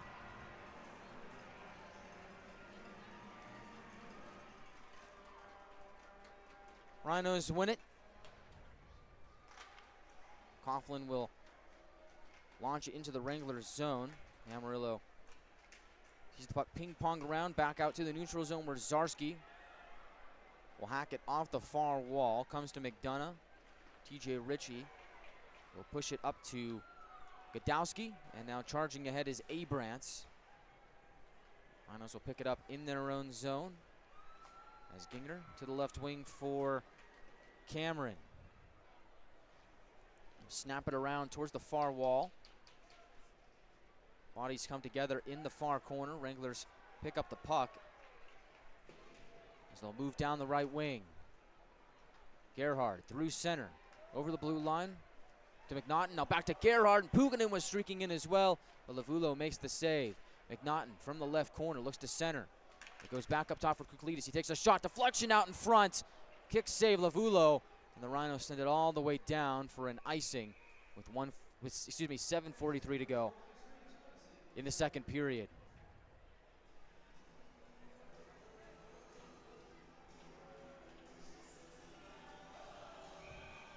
The draw is going to come all the way back down to the Rhinos zone. It'll be on the far circle.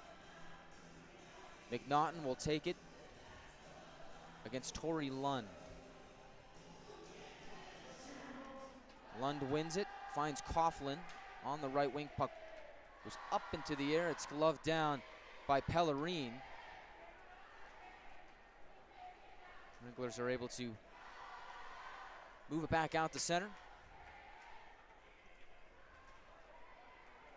Gerhard, who had a goal in last night's game, 2 goals on the season, both against the El Paso Rhinos, will field it from center. They'll move it off the wall, and down low is Puikkonen racing after it. Rhinos are able to evade his pressure. The big hit is thrown by Gerhard on Lund on the far wall. Play goes in front of the Rhino bench. Troutwine will backhand it corner to corner. On the near side, it's Ben Ivy. And now back out to center. Jack Ivy hits Puikkonen in stride. The pass connects. He'll drop it off for Jack Ivy. On the right wing, he shoots. Save made by Lavulo. Troutwine was there looking for the rebound, but defending him nicely was LaBelle. Now Gagnon, feeling some pressure from Mathis, loses the puck. He's on his forehand. He finds LaBelle. Now below the goal line. LaBelle has it on his forehand. Gets it up top. Mathis, a shot. Save made by McDonough. And looks like he didn't have that puck fully. Whistle did blow though. Now afterwards, Troutwine having some words with, I believe that's Kate DeWolf. They get into it a little bit, but officials quick to break that up. With 6:25 to go in the second period. Wranglers lead 2-1. They lead the shot count as well, 20-18.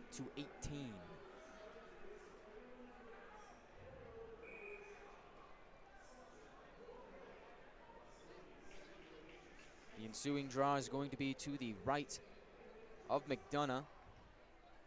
Wranglers' first line out there, Jack Ivey, Ben Ivey, McDonald. Two defensemen are TJ Ritchie and Kyle DeMarco. The Wranglers did dress 7 defensemen here tonight. The Rhinos doing the same. Off the draw, Jack Ivey hits the deck. Meanwhile, play goes to the far corner. Everybody crunches together on the half wall. AJ Reed throws a hit on Ben Ivey. He loses his stick. Now we get another whistle with 6:09 to go in the second period. Make that 6:04.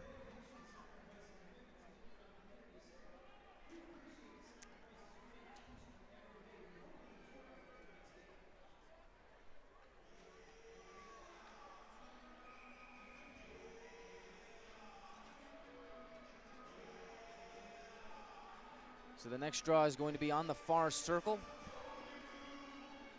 of the Wranglers zone. Tori Lund will take it against Grayson Gerhard.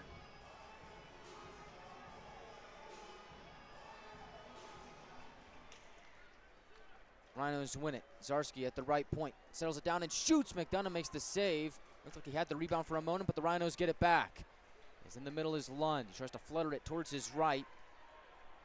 For a man moving in, but picking it away is Puikkonen. He gets it back out to center, but the Rhinos get back on their horse and on the attack. So the shot is snapped out of the air by McDonough. As it was taken by Carson Triggs. Rank that Frank Defelski. Rhinos jerseys are giving me a lot of trouble here tonight. I apologize. The ones look a whole lot like 7s with the font that the Rhinos use, and the 5s look kind of like 6s, so I do apologize. McDonough makes the save with 5:43 to go in the second period. Next draw is going to be to his right. It'll be DeWolf taking it against Morris. Wranglers win the draw, and they'll send it all the way down. No icing, though. Rhinos pick it up and look to exit. In the neutral zone, Troutwine. It's muscled away by DeWolf. He goes below the goal line. Swings out on the near side. Finds Mathis in the middle for a shot. It's blocked. Second attempt. Screeches wide of McDonough and goes off the end glass. Abrant will pick up the loose puck. Find Morris moving ahead, but the Rhinos get a stick in the way and slide it back down once more. McDonough out to play it. He'll feather it to Gagnon, who will rainbow it to the neutral zone. Wranglers hard on the puck, enter the zone. Abrant left side shot, in and out of the glove of Lavulo. We've seen that a couple times here tonight. As below the goal line, Abrant gets it back. Mathis is able to free it from his grasp and get it back out to the neutral zone. LaBelle will stash it down below the goal line. McDonough out to play it once more, banks it off the wall, but not out. Left point, Rhino shot save made by the glove of McDonough.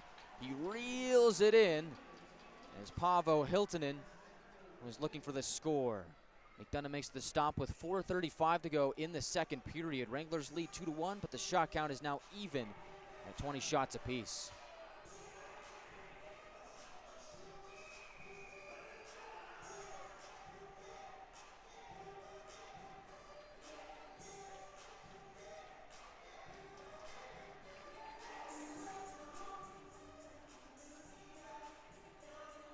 Drawn to the right of McDonough on the near circle.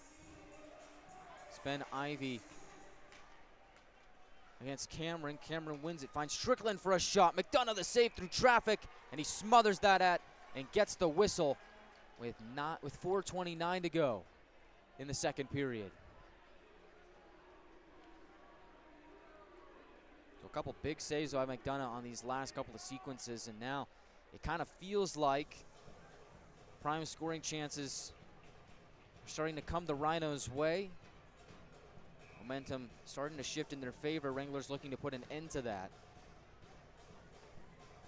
Now this draw is going to be on the far circle. It'll be Cameron taking the draw against Ben Ivy. Cameron wins it, finds Zarski, right point shot. McDonough pad save, rebound goes to McDonald, and he's able to lift it back out to center. Krukolidis finds it in stride. A little dump and chase action here for the big Latvian. He'll go up to the end wall. Rhinos try and steal away, but McDonald possesses it back for the Wranglers. They'll try and kick it towards the middle, looking for Ben Ivy. Zarski steps in, drags Ben Ivy down to the ground. That's going to be a penalty against El Paso as they touch up with 4:01 to go in the second.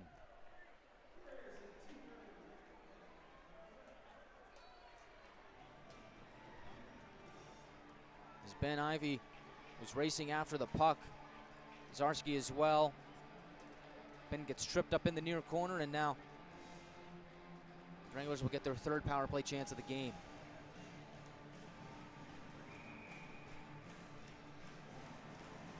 So Zarski, who was acquired from by the Rhinos from the Austin Bruins at the trade deadline,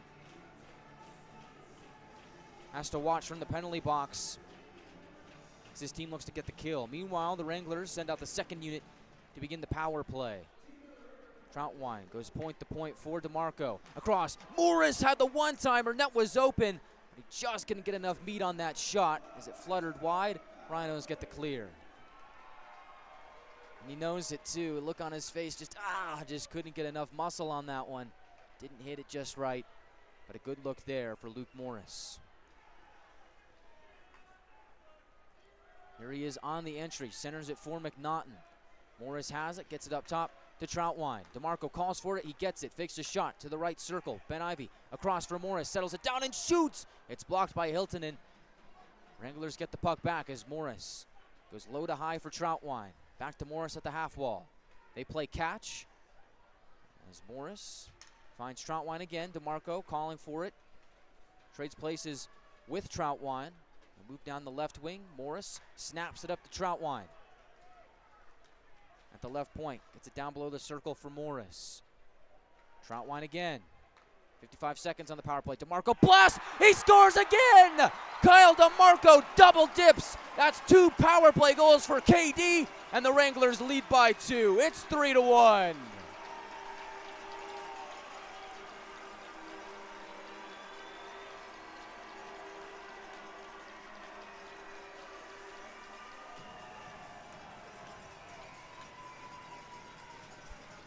We'll see, maybe McNaughton got a stick on it. He gets to the bench first. We'll see what the official ruling is. From my vantage point, it looked like DeMarco had his second of the game.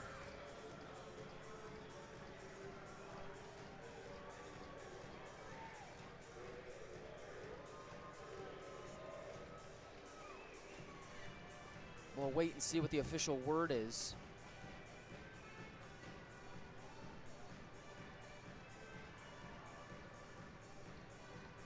And it is going to go to Kyle DeMarco. So DeMarco gets his second goal of the game from Troutwine and Morris.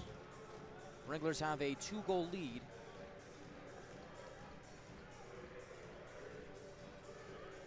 With 2:53 to go in the second period. And interestingly enough, it's identical to DeMarco's first power play goal. DeMarco from Troutwine and Morris, just like that. The Wranglers get their second power play goal of the night, and now they lead it 3-1. For DeMarco, that's his second multi-point game of the season. It just so happens the last time he had one of those was on a specialty night against the Odessa Jackalopes on Barbie night. So I guess it's something about playing in a specialty jersey for KD. He's having a heck of a season. Picks up goal number 4 on the campaign as the Rhinos quickly look to try and get that one back as it goes below the end in line, and now the Wranglers have iced the puck with 2:22 to go in the second period. For Troutwine, we can't disregard the night that he's having. He also has a multi-point game as well. That's his first multi-point game in a Wrangler uniform, as a beach ball has found its way onto the ice. Fans getting a little too jumpy after the DeMarco goal. Official, with a stern look on his face, flings it back into the penalty box.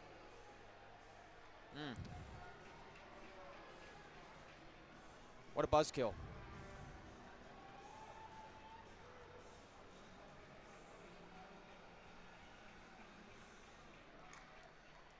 Wranglers win the defensive zone draw. Troutwine picks it up below his own goal line. He's able to wrap it back out into the Rhinos zone, and hey, we got another icing. With 2:14 to go in the second period. For Luke Morris, it is also his second multi-point game of the season as well. On DeMarco's fourth goal of the season.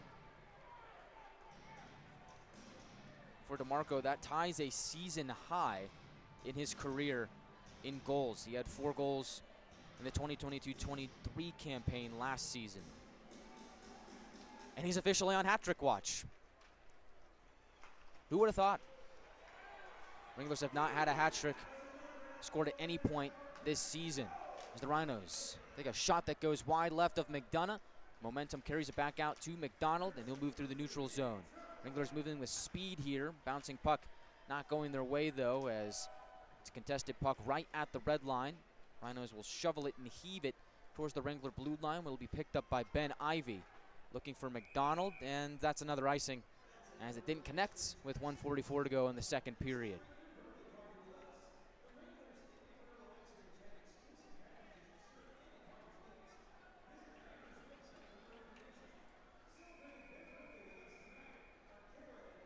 So back the draw goes into the Wrangler zone, this time to the left of McDonough, far circle of the Wrangler zone.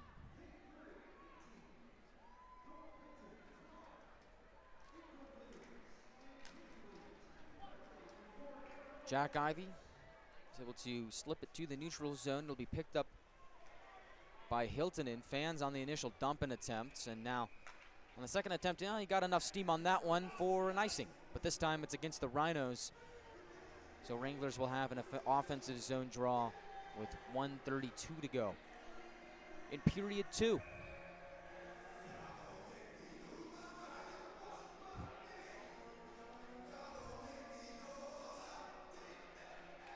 So it's to the right of Lavulo, far circled. Gerhard wins the draw to Puikkonen, tries to fling it towards the net, gets caught up in the skates of Gerhard. Comes to Puikkonen in the slot. He takes a shot that goes off a stick and flutters into the glove of Lavulo. 1:23 to go in the second period.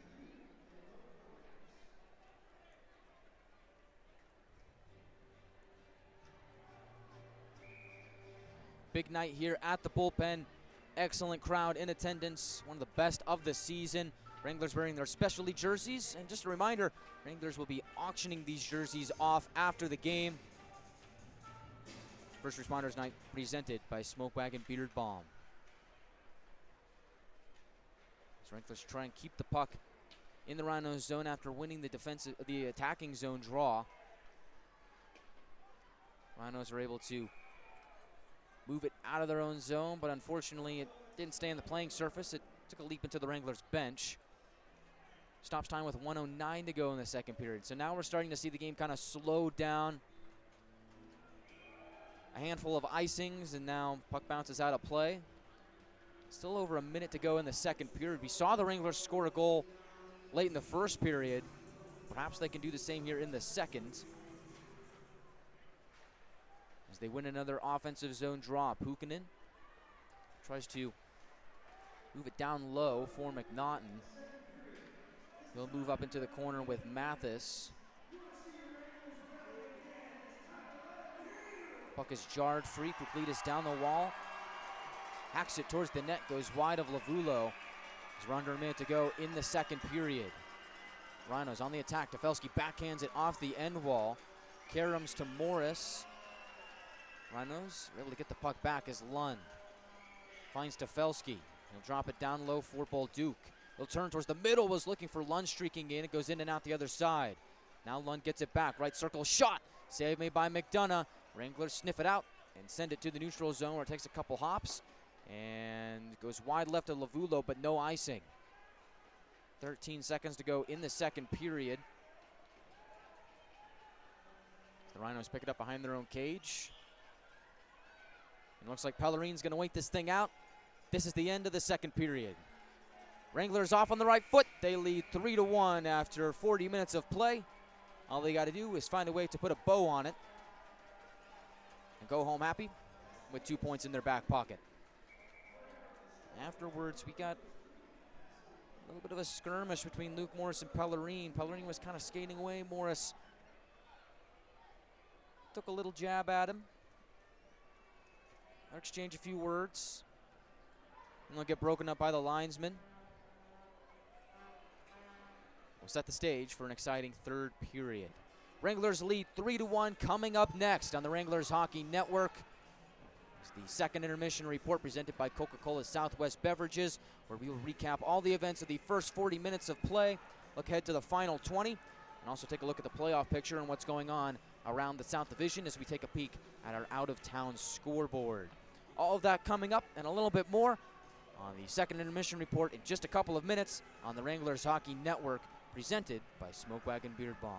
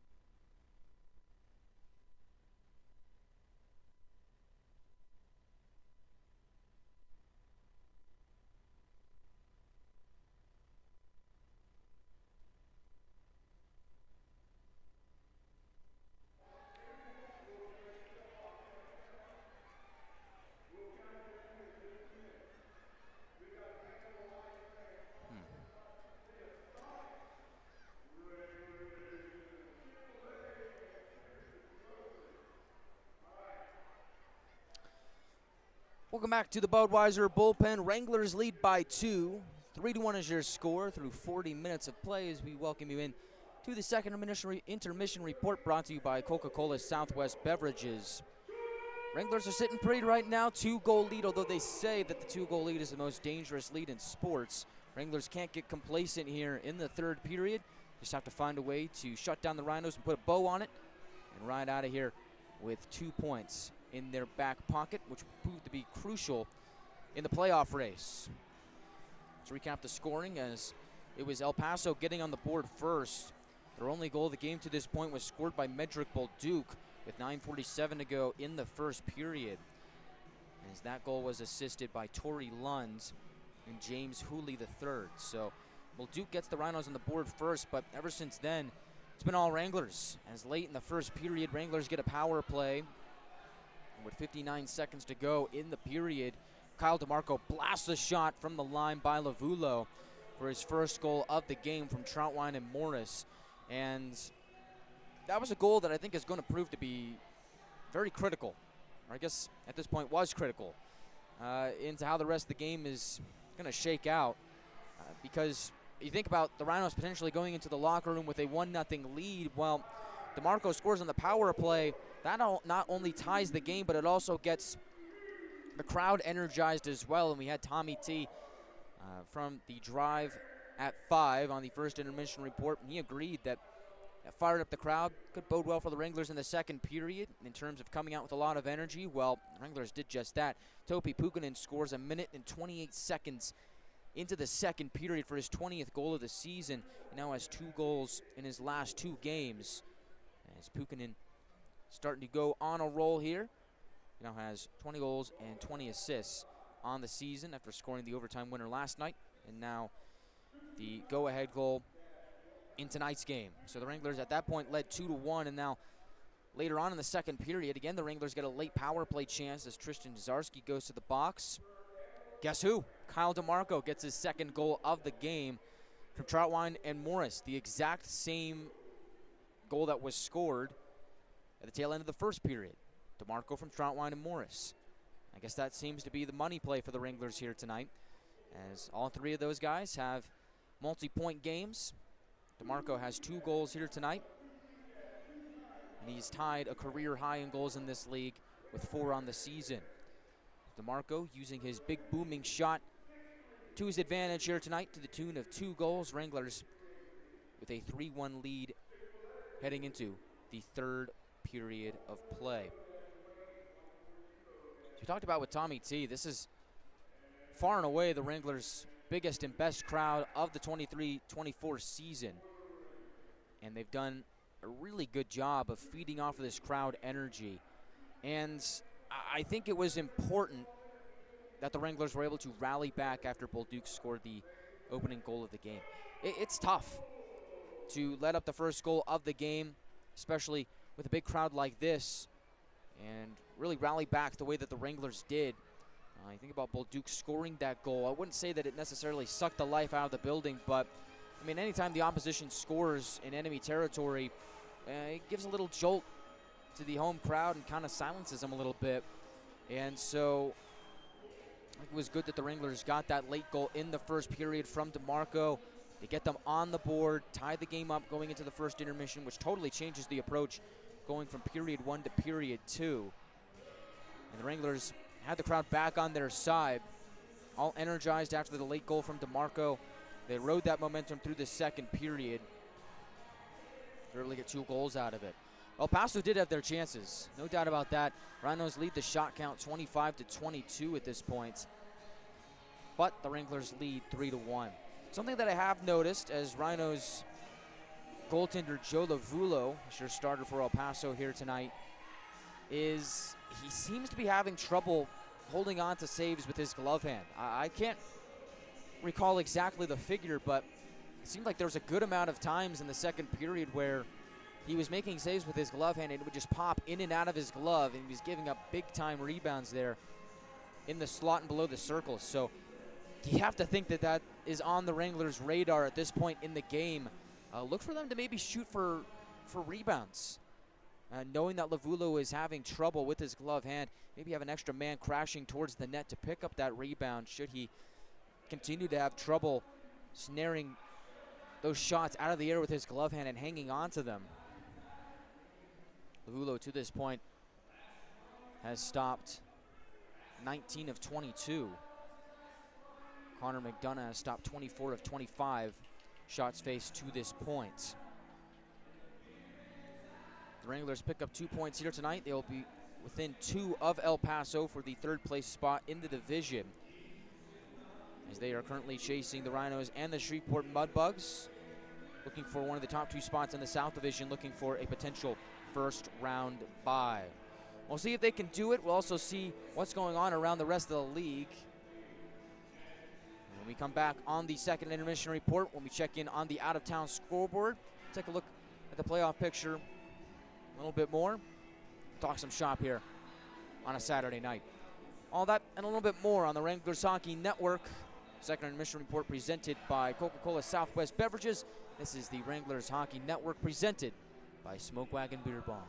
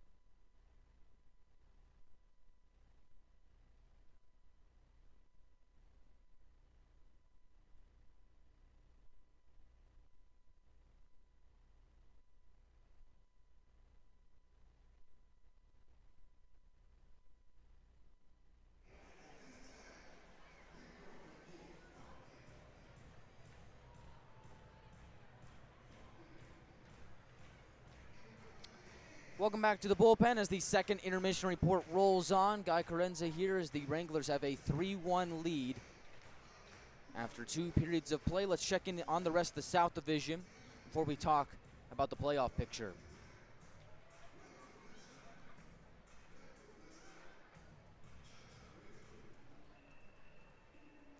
As we'll start our journey over in Greeley, Colorado. Final from Greeley Icehouse. Grit take down the Warriors 4-3. Grit massive underdogs in that game. They tackle the defending champs in home territory. So the Grit win there. We go over to the pond in Shreveport. And looks like that game is tied 1-1. So go figure. Mudbugs open up a can on the ice, raised 10-1 last night. Now they have a 1-1 game midway through the third period. Looks like that goal is just coming in from Corpus Christi. It's Michael Valdez scoring to tie the game. With 11 minutes to go in the third period, Ryan Burke, the lone Shreveport goal, and that came in the second period. And finally, NYTEX Sports Center, Brahmas and the Jackalopes. Look away, Jacks fans. Odessa trying to gun for one of the playoff spots, but it's an uphill battle as the Lone Star Brahmas have a 4-0 lead over the Jacks through 2 periods of play. Speaking of the Jackalopes, the Wranglers will see Odessa next weekend on Friday and Saturday here at the Bullpen. You can get your tickets at panhandletickets.com. Friday is college night, $5 tickets for college students to show your ID at the door. I believe there's also a ticket link floating around on social media. Make sure you follow the Wranglers on all of our channels to get access to that link. And then Saturday, Teacher Appreciation Night. It's also the night that we are going to be honoring Amarillo legend Jason Chafe. Chafe spent many years with the Amarillo Gorillas, had a fantastic playing career there. So much so that he came back for a second stint. And now he calls Amarillo home. He's also done a great job in helping the youth hockey scene grow here in the Texas Panhandle. And for his efforts, he's going to be recognized as a community hero here next Saturday at the Bullpen against the Jackalopes. They're going to raise a banner with his number 10 over to my left, right next to Austin Sutter's CHL Man of the Year banner. It's going to be a heck of a night. We're looking forward to it. You can catch it on NATV and YouTube.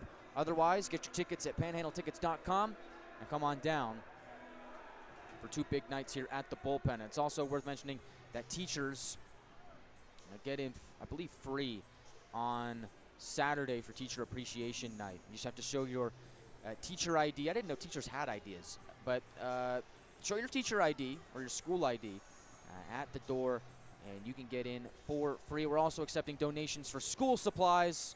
We'll take those out the door, too. We'll distribute those to schools around the Texas Panhandle. All goes to a good cause. So that is the lineup on the docket for next weekend. And then, actually, rare occurrence. It's happened once this season earlier. But we'll do it again. 2 opponents in the same weekend. So it's the Jacks on Friday, Saturday, then quick turnaround to OKC, where the Wranglers will meet the Oklahoma Warriors for the final game of the season series on Sunday night. So it'll be a quick turnaround. I don't think we've had 2 road games in one, or 2 home games in one road game. I guess home games and road game in the same weekend up to that point. So it'll be interesting to see how the Wranglers approach that game against Oklahoma, knowing that you have 2 at home and then 1 against a good team on the road coming up next week. So we'll see how it goes. That's what's on the docket next weekend. But that's a little ways away. We still got 20 minutes to go here from the Bullpen. Let's talk some shop about third period action. Wranglers are sitting good right now. 3-1 lead, but you can't get complacent. This is a Rhinos team that is good in their own right. They found ways to win throughout the course of the season. I don't think they're planning on backing down right now, especially with what's on the line. So here's the rub. The Wranglers really just have to find a way to close out this game. They've done a nice job to this point of really containing the Rhinos' star players, aside from that goal from Bolduc. Slip-up happens every now and then. So Bolduc scores, but the Wranglers have a healthy 2-goal lead here. They can't get complacent. They have to find a way to bring the heat, bring the energy here in the third period. And I think it's been a driving force all game long, but we'll say it again here, not to sound like a broken record, but this crowd is just phenomenal. I think that crowd energy is going to help the Wranglers continue to play as well as they have through the first 2 periods here into period 3 and help them close this thing out. These fans are hungry for a victory. Wranglers looking to supply that to them and cook up something fresh off the stove to the tune of 2 points on home ice. As the Wranglers have retaken the ice, they will skate from right to left. Rhinos from left to right. Wranglers wearing their first responder-themed jerseys. Those will be up for auction at the end of the game, which for the Wranglers hopefully ends in the next 20 minutes. You don't want to see another overtime game, although, I mean, we've had our fair share of those. Don't get me wrong, they're fun, but I think the Wranglers would like to get out of here with 2 points and nothing going the Rhinos' way. And if that happens, the Wranglers would pull within 2 points of El Paso for third place in the division. Then, hey, you never know. 2 more matchups between these two teams in the second and last week of the season. Gives the Wranglers a chance there to make up some ground and potentially pass the Rhinos. And then 2 games against the Mudbugs in the first week of March. Yes, sir, these Wranglers are not out of the picture for a chance at top 2 position in the South Division. Third period action underway from the bullpen.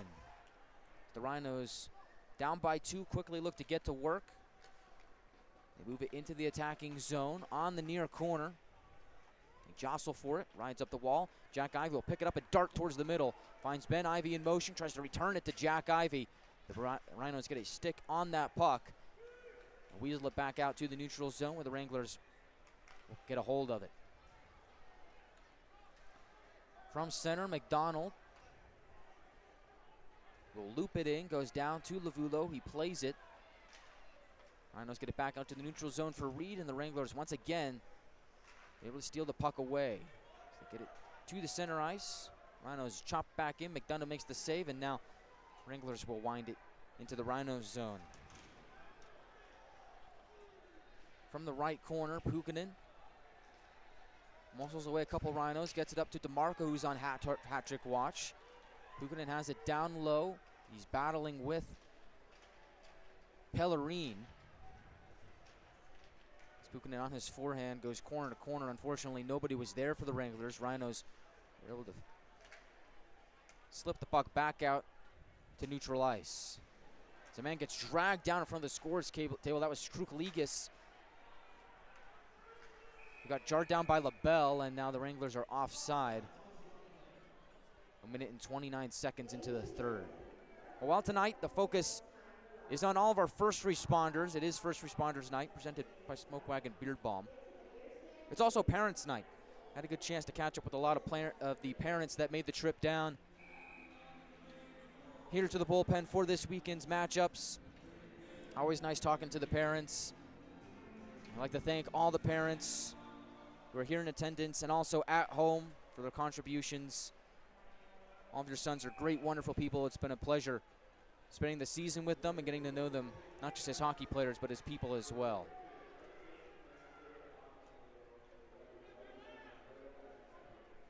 As McDonough makes the save on the Rhinos stoppage there. 18:24 to go in the third period. For all the parents that are at home, I thank you for tuning into the broadcast.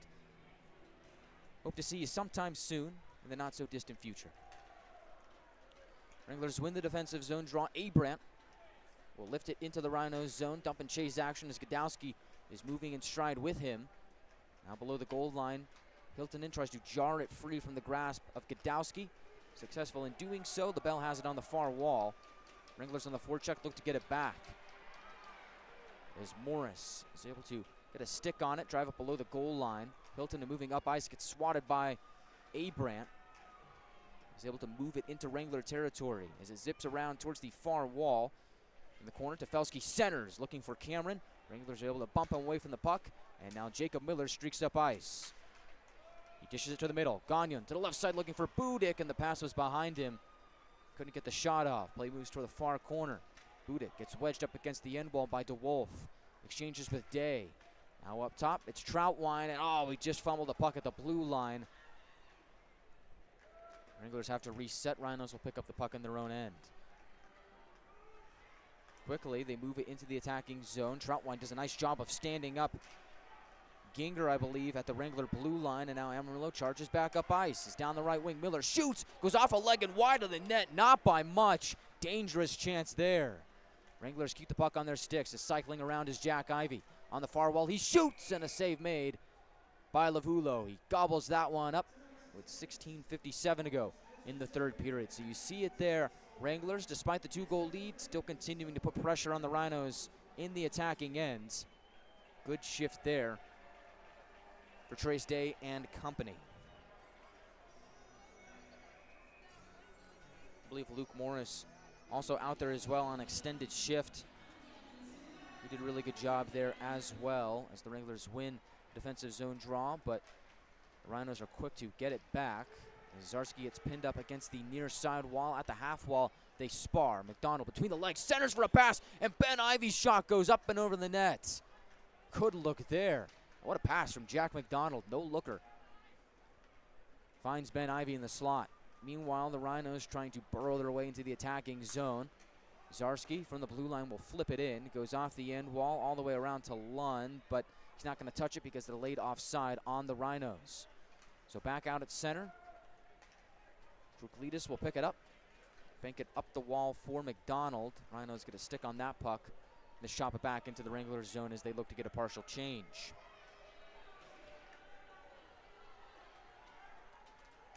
Roberts hurls it down the length of the ice. He might have caught a stick at center.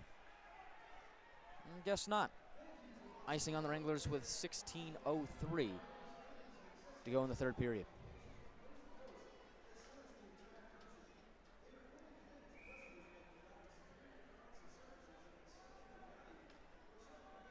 Draw is going to be to the left of McDonough. Bradley Walker, the rookie, who's having a pretty good season for the Rhinos to the tune of 6 goals, 12 assists, 18 points on the year. Will take the draw against Ben Ivy and win it. At the right point, Strickland moves down the wall to the middle. Fluttering puck. McDonough gets a piece of it. Directs it towards the far side. Rhinos trying to get it back. And they will, but in the neutral zone. Shepler turns, tries to dump it in. Goes off the stick of McRoberts. Wranglers propel it back to the Rhino defense. And now here's Gerhard, hard on the puck, trying to steal it away from Strickland. And he almost did it. But crashing in on him was Walker to get it back into the hands of the Rhinos. From center, they'll dump it in. Off the end wall, it comes to McDonough. He'll feather it around towards the far wall, where bodies come together. DeWolf up against the wall with McNaughton. TJ Ritchie in there trying to poke it free. Taking a few jabs, he'll wheel back on high alert, moving his head from left to right. Meanwhile, play still pinned up against the boards. Fans urging them to hurry up and move it along. McNaughton sitting there probably saying, I'm doing my best, guys. I'm trying. But still, pinned up in the corner. That's still about a minute, I would say, of time so far, which is in the Wranglers' favor. I mean, they have the 2-goal lead at this point. Now McNaughton gets pushed down to the ground. 3 Rhinos are there. Now 2 more Wranglers join the pile. I mean, at this point, just blow the whistle. But they have not. So we're still battling in the corner here. Fans getting a little restless here. Now McNaughton's lost his bucket. He's forced to go to the bench, and that is how the puck battle ends. And that might have been intentional by the Rhinos. I'm not quite sure. I'm not going to point any fingers here, but the Wranglers iced the puck on that last sequence. So that's actually huge for the Rhinos because, I mean, just look at Kruklitis. You can see him on NATV. He's hunched over. He's tired after that puck battle. Wranglers unable to get a change. Rhinos get fresh blood on, and it's the usual suspects. Bolduc, Lund, and Tofelski. Pellerin and Zarski, the 2 D-men. So, yeah, I think if Lund can win this draw, could set up a good chance for the Rhinos. But instead, Luke Morris with a big face-off win, wins it for the Wranglers, and they'll lift it back out to the neutral zone. Now Kruklitis gets a much-needed change. Pellerin moves it up to Tofelski. To the left wing, he looks for Bolduc. He'll move it to the near wall where Lund will backhand it below the goal line for Bolduc with speed. He cycles around the net. Up top, Bolduc turns and shoots. Good block by Gagne. Only gets it to the blue line, but it's held in by Pellerin. And an extra swat. It's back out to the neutral zone by Puikkonen.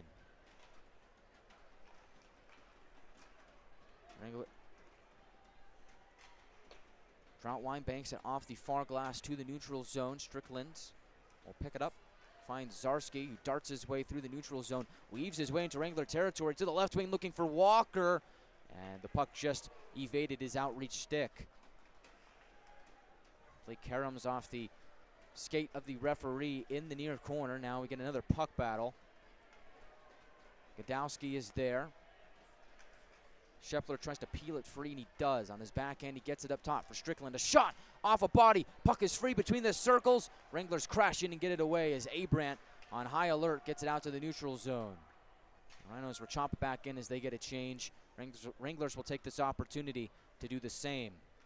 12:52 to go in the third period. Wranglers lead 3-1. Troutwine picks it up behind his zone net, leaves it for Budik. He's playing in his second game as a Wrangler. Had a good stint with the Wisconsin Woodsmen in the 3HL. As a shot there is stopped by the pad of McDonough from the right circle. Rhinos pick up the puck. Slide it down low is LaBelle. And the Rhinos are able to move it back up to the line. Now to the middle. Lindsay shoots. Pass saved by McDonough, and on the rebound, Miller is able to work it over to the far wall. And now Zarski moves towards the net on his forehand. Make that Lindsay. He'll turn and shoot, and it's blocked out in front. Rhinos pressuring here. Troutwine looks to get it out of the Wranglers zone. I think it's caught up on the far half wall, and the Rhinos are able to keep it in the Wranglers zone and get a change in the process. And now the Wranglers exit with a clear. And now they get a line change with 11:47 to go in the third.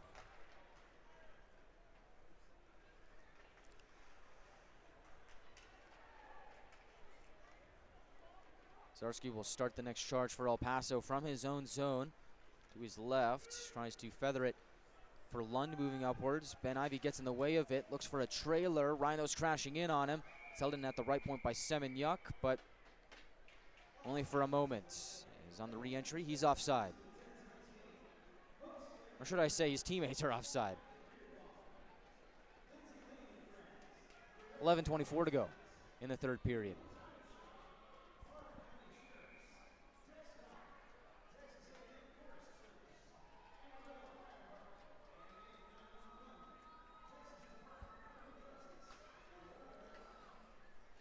Rhinos win the neutral zone draw. They go D to D as it's picked up by Zarski. Tries to slot it over to Pellerine. Rhinos able to weasel it back out to center, and Reed enters the attacking zone. Moves it to the right wing for a shot. Doesn't see McDonough as Ben Ivy gets back to pick up the puck. Wranglers move up ice as the first line takes a shot from the left wing, and it's snatched by Lavulo on the shot by Jack Ivy. 11:03 to go in the third period. Rhinos looking for something here in the third period. They lead the shot count 29-23. But it's the Wranglers who lead 3-1 off of two power play goals from Kyle DeMarco. Topi Puikkonen scored the Wranglers' second goal. Lone Rhino goal belongs to Medrick Bolduc, his 12th of the season. Draw in the near circle of the Rhinos zone.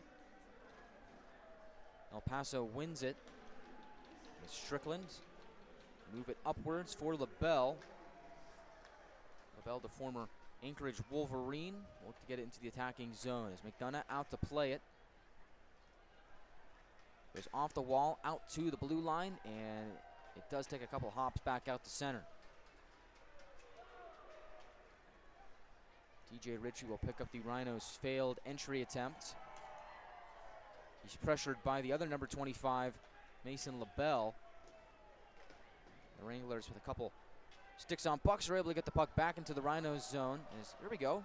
We got the wave, just like Tommy T was talking about back in the first intermission report. Rhinos stash it down deep into the Wranglers zone. They get another change as Gagnon will move up ice. Glances off the skate of Gadowski. They'll chase after it deep into Rhino territory. On the near wall, bodies converge. Morris comes away with the puck. He drives towards the net, takes a shot, save made by Lavulo, and Gadowski got a chance on the rebound, but the net came off, and so they blow the whistle with 9:59 to go in the third period. Wranglers looking to close this one out. 3-1 is the lead here in the third period. Almost added to their total with a goal from either Luke Morris or Magnus Gadowski. Both guys had a pretty good chance there. Lavulo stands tall. The ensuing draw is won by the Rhinos. They'll rainbow it back out to the neutral zone. Puck takes a couple jumps, goes below the Wrangler goal line. They'll squeak corner to corner and pop out on the far side. Morris is able to muscle it out of his own zone, battling with 3 Rhinos. Somehow keeps the puck on his stick for a moment, but now El Paso gets it back. As Zarski will move up ice. Push it to the right wing. Coughlin tries to center it. That doesn't work. Gagnon sniffs it out and gets it back out to the neutral zone. Troutwine will pick it up. Gain center red. And pound it into the El Paso zone. Takes a funny bounce off the far corner. And goes behind Lavulo. Pressuring is Miller, who's done a really good job on the forecheck here tonight. Fourth line out there for the Wranglers. Budik will pick it up in the neutral zone. Rhinos will quickly get it back and toss it into Wrangler territory. From the right circle, Rhinos can't get it to the net. Wranglers pick it up, move it up to the far wall for a shot there. That spatters wide off the end boards, and now fumbling it at the blue line was Tefelsky. Rhinos are forced to reset with 8:35 to go in the third period. Lund sees the puck bounce over his stick. He's able to get a stick on it. Goes towards McDonough. He gloves it down with 8:28 to go in the third period. Wranglers 3, Rhinos 1. We're over the midway point of the third period.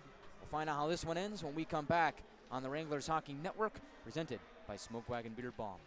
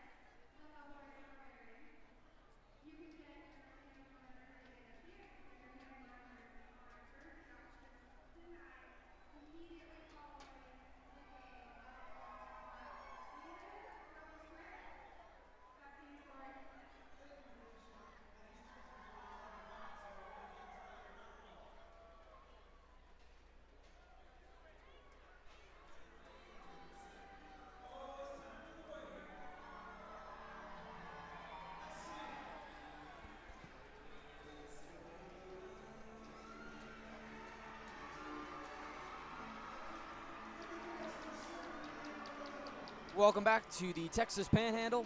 Wranglers with a 3-1 lead. 8:28 remains on the clock in the third period. Rhinos looking to find a way to tie this thing up in the third period, but the Wranglers have done a nice job of shutting them down here in the third period. No goals so far in period number 3. Drawn to the right of McDonough. It's won by the Wranglers. Comes to Connor. He's able to paddle it towards the near side wall. It'll squeak below the goal line to Gagnon. He'll jar it to Jack Ivey. Puck skips over to Troutwine as he's pressured in the far corner. Bradley Walker there for El Paso, applying the heat. Reed also in the area. Troutwine stout defensively. He's able to peel Walker off of the puck. Unfortunately for the Wranglers, Eddie Scheffler steps in. He'll drive his way towards the net. McDonough shuts him down. And now the Wranglers spur up ice. Jack Ivey springs down the right wing. He'll shoot, goes off the end wall. And the rebounds is paddled over to the near side for Jack McDonald. He looks to center for Ben Ivey, but the Wranglers are forced back out to center with a defensive El Paso stick.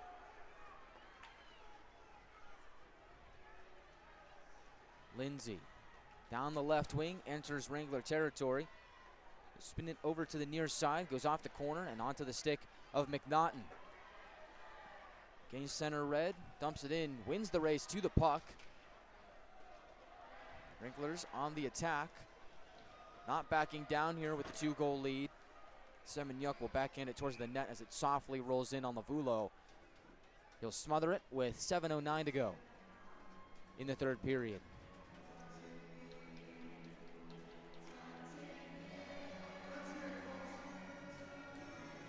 Semeniuk was acquired by the Wranglers from the Corpus Christi Ice Rays on the 2nd of February. He's playing in his 4th game as a Wrangler here tonight. It's been a pretty good acquisition by the Wranglers. The Rhinos hurl it off the glass and into the penalty box. Stops time with 7:03 to go in the third.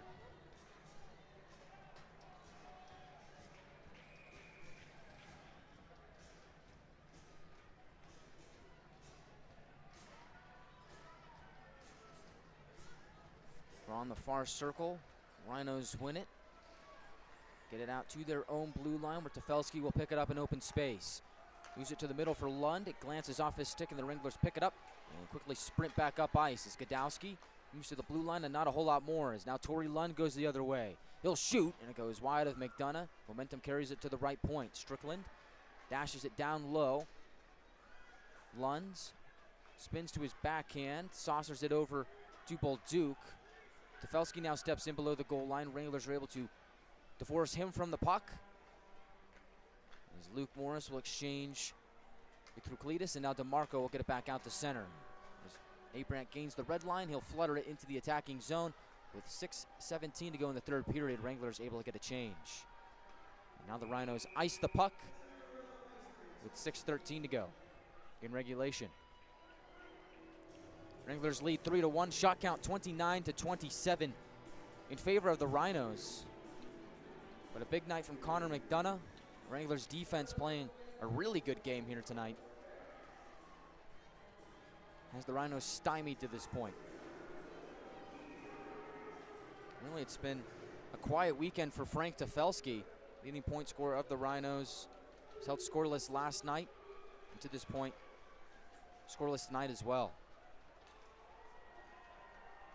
Behind the net is McDonald. He wheels his way back up to the line. Tries to shoot, goes off a stick of Zarski. And behind the net, Ben Ivy picks it up. He gets blasted up high by Zarski, and he's hurt. Arm is raised. Zarski's going to get a penalty here, but Ben Ivy took a hit to the head. And he's flat out on his back. And now his teammate sticking up for him. Everybody's got a dance partner, except for Tristan Zarski, who's going to be escorted to either the tunnel or the penalty box. Meanwhile, immediate concern goes to the health of Ben Ivy, as he's down below the near circle of the Rhinos zone. He was trying on his backhand to move his way up the near side, and Zarski going the other way catches Ben up high, shoulder to head. Zarski's in the penalty box right now, but you have to figure that's head contact. You don't joke around with penalties like that. His night could be done. We'll await what the official word is on the fate of Tristan Zarski. Unfortunately for Ben, he's back up on his own feet with some assistance from Lisa Johnson, head medic, and teammate Grayson Gerhard. They'll help him back to the Wranglers bench, it seems. So that's good news for Ben and the Wranglers.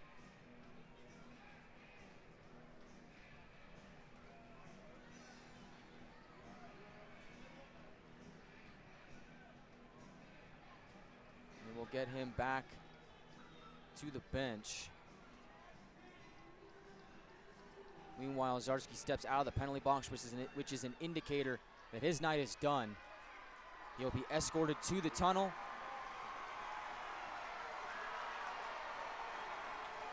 And off he goes.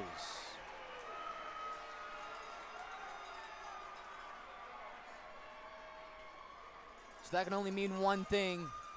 Game penalty. He's out of here. Tristan Zarski gets 5 minutes on the board. His night has come to a close. It's a match penalty. He will not return. Game misconduct. And head contact is your call. Game misconduct. 5:54 to go in the third period. So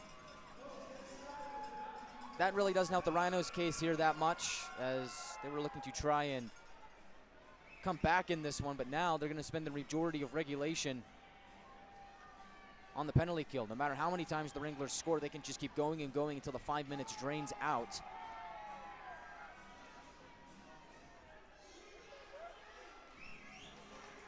Meanwhile, Ben Ivey's still on the Wranglers bench, but he's receiving medical attention. I doubt he returns to the game, but if he does, we'll keep an eye on it. Troutwine has it in his own zone.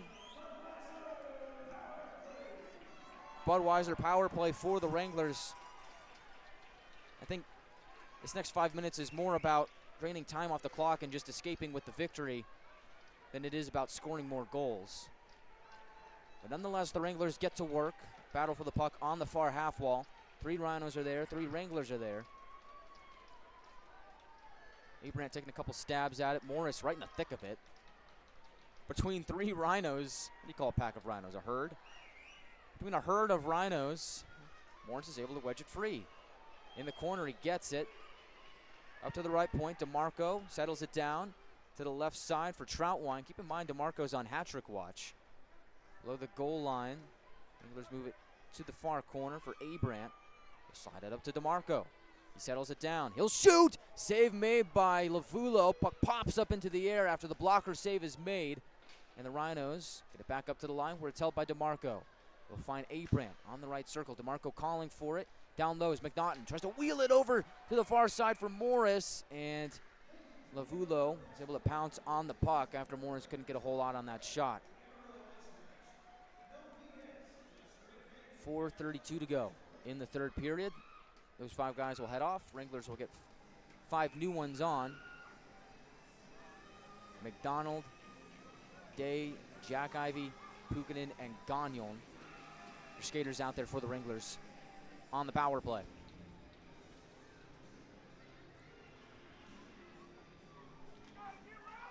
Draw is won by the Wranglers. Left point, Jack Ivey has it. Now down low, Gagnon.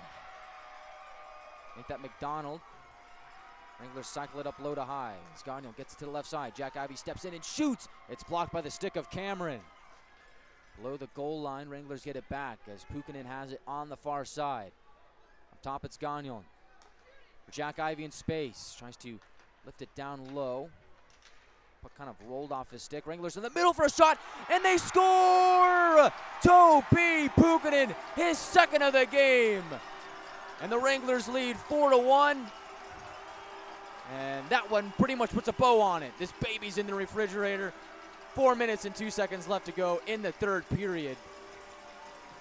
Wranglers now lead by 3.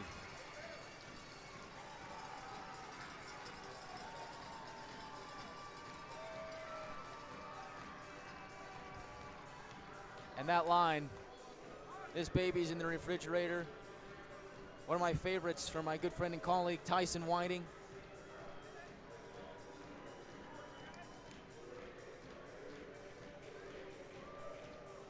He's currently calling a Utah Grizzlies game right now.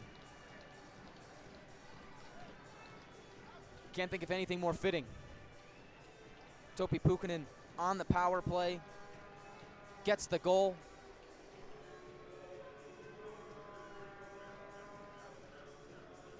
And that pretty much puts this game right into the lap of the Wranglers.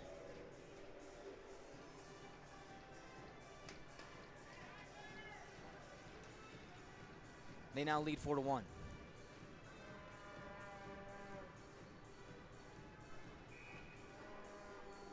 What can you say? The fantastic Finn has done it again. 2 goals here tonight for Topi Puikkonen. And the Wranglers look to cruise to victory. As they win the ensuing draw, DeMarco has it behind the Wrangler cage. Eddie Scheffler is pressuring. DeMarco not fooled, moves through the neutral zone. To the left wing, he's got McNaughton. Wranglers are able to slide it down deeper. Play moves to the far side. Scheffler gets it out of the zone, finds a man in stride, that's Walker. Drifts to the right side and just flings it toward McDonough. So 3 power play goals here tonight for Amarillo. Penalty kill's been sharp as well. Not too shabby here tonight for the Wranglers. McNaughton upwards off the stick of Morris. Into Rhino territory, but not for long as El Paso sends it back out to the Wranglers zone. It's picked up by TJ Ritchie. He'll exchange with Abraham at the blue line. Lurking was Torrey Lund, but the Wranglers are able to get it back out on the other end of the ice.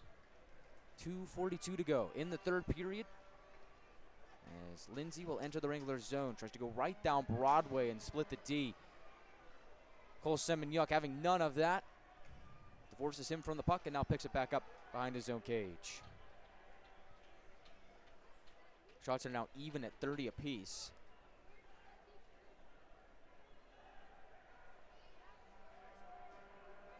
Semenyuk taking his time. It's on his side. He's patiently waiting, looking for an avenue to develop out in front of him. A.J. Reed is the forechecker. And I don't think Semenyuk's going to make a move unless the Rhinos force him to. See how long it takes El Paso to figure that out. The Wranglers playing catch deep in their own zone. Semenyuk waiting things out. Can't blame a guy, as the Wranglers are under 2 minutes away from emerging victorious here. And again, it's still Semenyuk behind the Wranglers net. He's throwing a couple fakes in there. He's not standing idle. He's moving the puck around. It's not delay a game. And now finally, we'll pump it back out to the neutral zone where, guess what, Rhino fans? It bounces back into the hands of the Wranglers. Now it's TJ Ritchie waiting behind the Wranglers net. But he doesn't take as long as Semenyuk, although the Rhinos trying to sniff it out as the Wranglers were looking to play catch again. Get a stick on it, and now the Wranglers say, all right, we'll bite, and they move up ice. Trace Day on the right wing finds Budik down low. Centering feed goes astray from Miller. Left side, Kruglitas a bomb, and it goes wide of the mark, but it's held in by Day. He'll walk the line. To his left, Day, left circle, shot save made Lavulo. Budik was out in front, Lavulo on his backside makes the save with 55 seconds to go in the third. And now afterwards, some pushing, shoving, and things of that nature. Some verbs that are not Disney rated, probably being exchanged down there.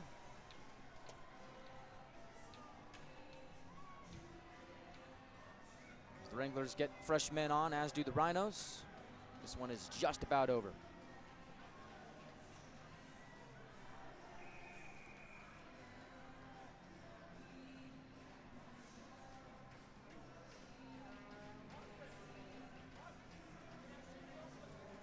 Draw on the near circle of the Rhinos zone. Play trickles towards the near corner. And now in open space, it'll be picked up by A.J. Reed on the opposite side. Tim Mathis has it in the neutral zone. His pass is intercepted by Godowski. He'll propel it deep into the Rhinos zone. Fans on their feet, getting loud, understanding that their team is just 30 seconds away from victory. Rhinos move in. Walker shoots. McDonough the save. Rebound is flung back out to the neutral zone. Walker moves down the right wing. Kruglitas loses his stick. He gets it back. 10 seconds to go. As the Latvian will pick it up, brush it out to the blue line. It's held in by Pellerin. Wranglers jar it from his grasp. They'll dump it into Rhino territory, and that is all. The Wranglers win. Smoke them if you got them. The Wranglers now have 2 in a row, and they're 1 point back of third place in the South Division. It's a big win on home ice, and there's smiles all around.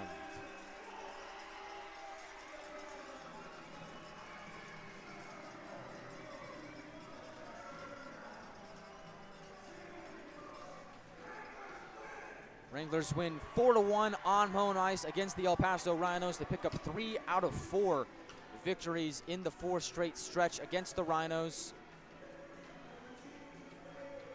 And now they're just 2 points back of third place in the division. Wranglers postgame show starts now. This is what the doctor ordered for the Wranglers. This is what you needed. 2 big wins on home ice against a Rhinos team that the Wranglers were looking up at in the South Division standings. Now the gap is closed to just 2 points, and these 2 teams still have 2 more meetings against each other late in the season. So it's very much possible that the Wranglers do catch the Rhinos in the standings. Of course, a lot of hockey left to be played. Wranglers have 13 games remaining on the season following this game. Keep in mind, 5 of those games are against teams that are currently in playoff position. For El Paso, 15 games left on the year. 11 of those are against teams that are currently in playoff position. So a little bit of a tougher schedule for the Rhinos down the stretch. Wranglers will finish the final 8 games of the season with 6 against the Colorado Grit, with a series against these Rhinos mixed in on the second to last weekend of the season. And again, Wranglers just needed a little bit of everything here tonight. Good defensive play, a timely save when one was needed. And of course, scoring from the offense to get things rolling. And it was the power play here tonight, going 3 for 3. Or not 3 for 3, excuse me, but they're scoring 3 power play goals to lift the Wranglers to victory. The official tally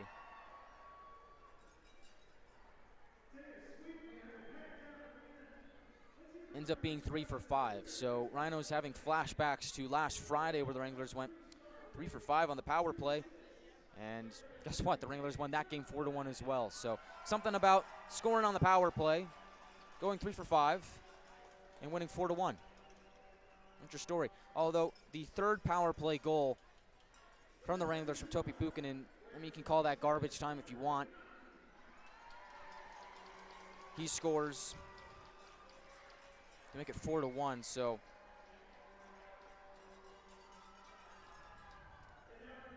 nonetheless, it's still 3 power play goals for the Wranglers, and they get the victory. So it actually was the Rhinos who scored first, if you can believe that. All the way back in the first period, Medrick Bolduc opens the scoring from London Hooley. 9:47 to go in the first. Rhinos take the 1-0 lead, but the next goal of the game proved to be very crucial in the outcome. And that was the power play goal from Kyle DeMarco with 59 seconds to go in the first period. That was really the difference maker in this game, I think. It was the difference between the Rhinos going into the first intermission with a 1-0 lead and the crowd being restless to open the second period. And instead, the Wranglers tie the game with the power play goal. The crowd is fired up. Everybody's bumping in the second period, and then everybody's buzzing to begin the second period. And as a result of that, Topi Puikkonen scores just 1 minute and 29 seconds into the second period to make it 2-1. And so I think that was it. I think that was the turning point for the Rhinos, where this has been the Wranglers' best crowd of the season. The energy was bumping, it was just flowing, and the Wranglers just injected it into their veins and ran with it. As Amarillo scored 4 unanswered to win the game. After Puikkonen's goal, Kyle DeMarco gets his second of the night on the power play from Troutwine and Morris. Same goal scorer, same assisters as DeMarco's first one. This one comes with 2:53 to go in the second period to make it a 3-1 hockey game, and then Wranglers close it out with a Topi Puikkonen power play goal with 4:02 to go in the third period to settle the score at 4-1. Connor McDonough stops 30 of 31. Joe Lavulo stops 27 of 31. Shot count is even here tonight at 31 at the conclusion of the game. That's just the second time this season that has happened, where the shot count has been even following a full game. So the Wranglers continue to roll. And so I think last night, I mean, you can talk about DeMarco's goal being the turning point here tonight. I think really the turning point of the weekend, of maybe the season, was last night's overtime victory against these Rhinos. The Wranglers really needed something like that to go their way here. After losing 4 out of their last 5, being shut out twice in that span, They needed something to kind of jolt them back in the right direction. And I think that overtime victory was it. They sweep the El Paso Rhinos here this weekend. Bring out the brooms. Although the Rhinos do go back home with 1 point in their back pocket. So now we turn our attention to next weekend. And now you go from one weekend where you have a team above you in the standings in the Rhinos to a team next weekend out of the playoff picture looking to find their way in. The Odessa Jackalopes ride into town. I think this is going to be a fun matchup next weekend. I mean, it's that time of year where you know every point matters, and when you get a team like the Jackalopes who haven't really had the best of seasons here, but they still have a shot at making the playoffs, they're going to be hungry, man. They're going to be hungrier than ever. You come into the Budweiser bullpen, find a way to pick up some points against the Wranglers, who will take what they can get. Every point counts.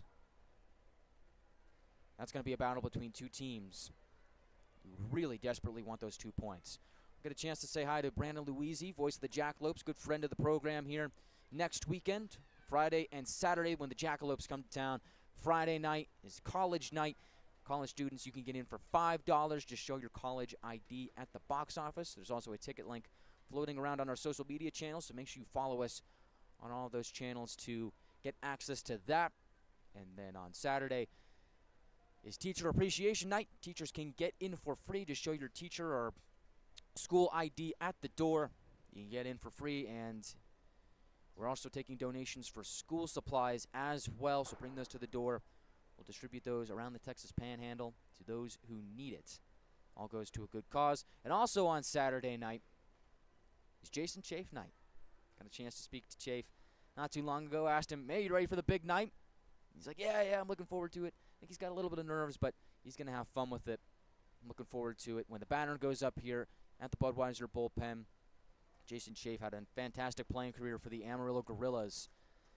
So much so that he had 2 stints with the team, and then later came back to call Amarillo home once his playing career was over. And he's been a big driving force into the growth of the youth hockey scene here in the Texas Panhandle. And as a result of that, he's going to be given the Community Hero Award here this season, and we're going to raise a banner in his honor. It's going to go right up to my left on the near corner. I don't think you can see it on any TV. I think the camera person's walked away. So their night is over. But it's going to be right next to Austin Sutter's CHL Man of the Year banner over in that corner to my left. And it's fitting because those two played on the same line with the Gorillas some years ago. Man, I was just a youngster then. But we'll have to pull up some old clips here throughout the course of the week. Of course, we're going to have to pull up the infamous One Punch Man clip where Jason Chafe knocks out a man in one punch.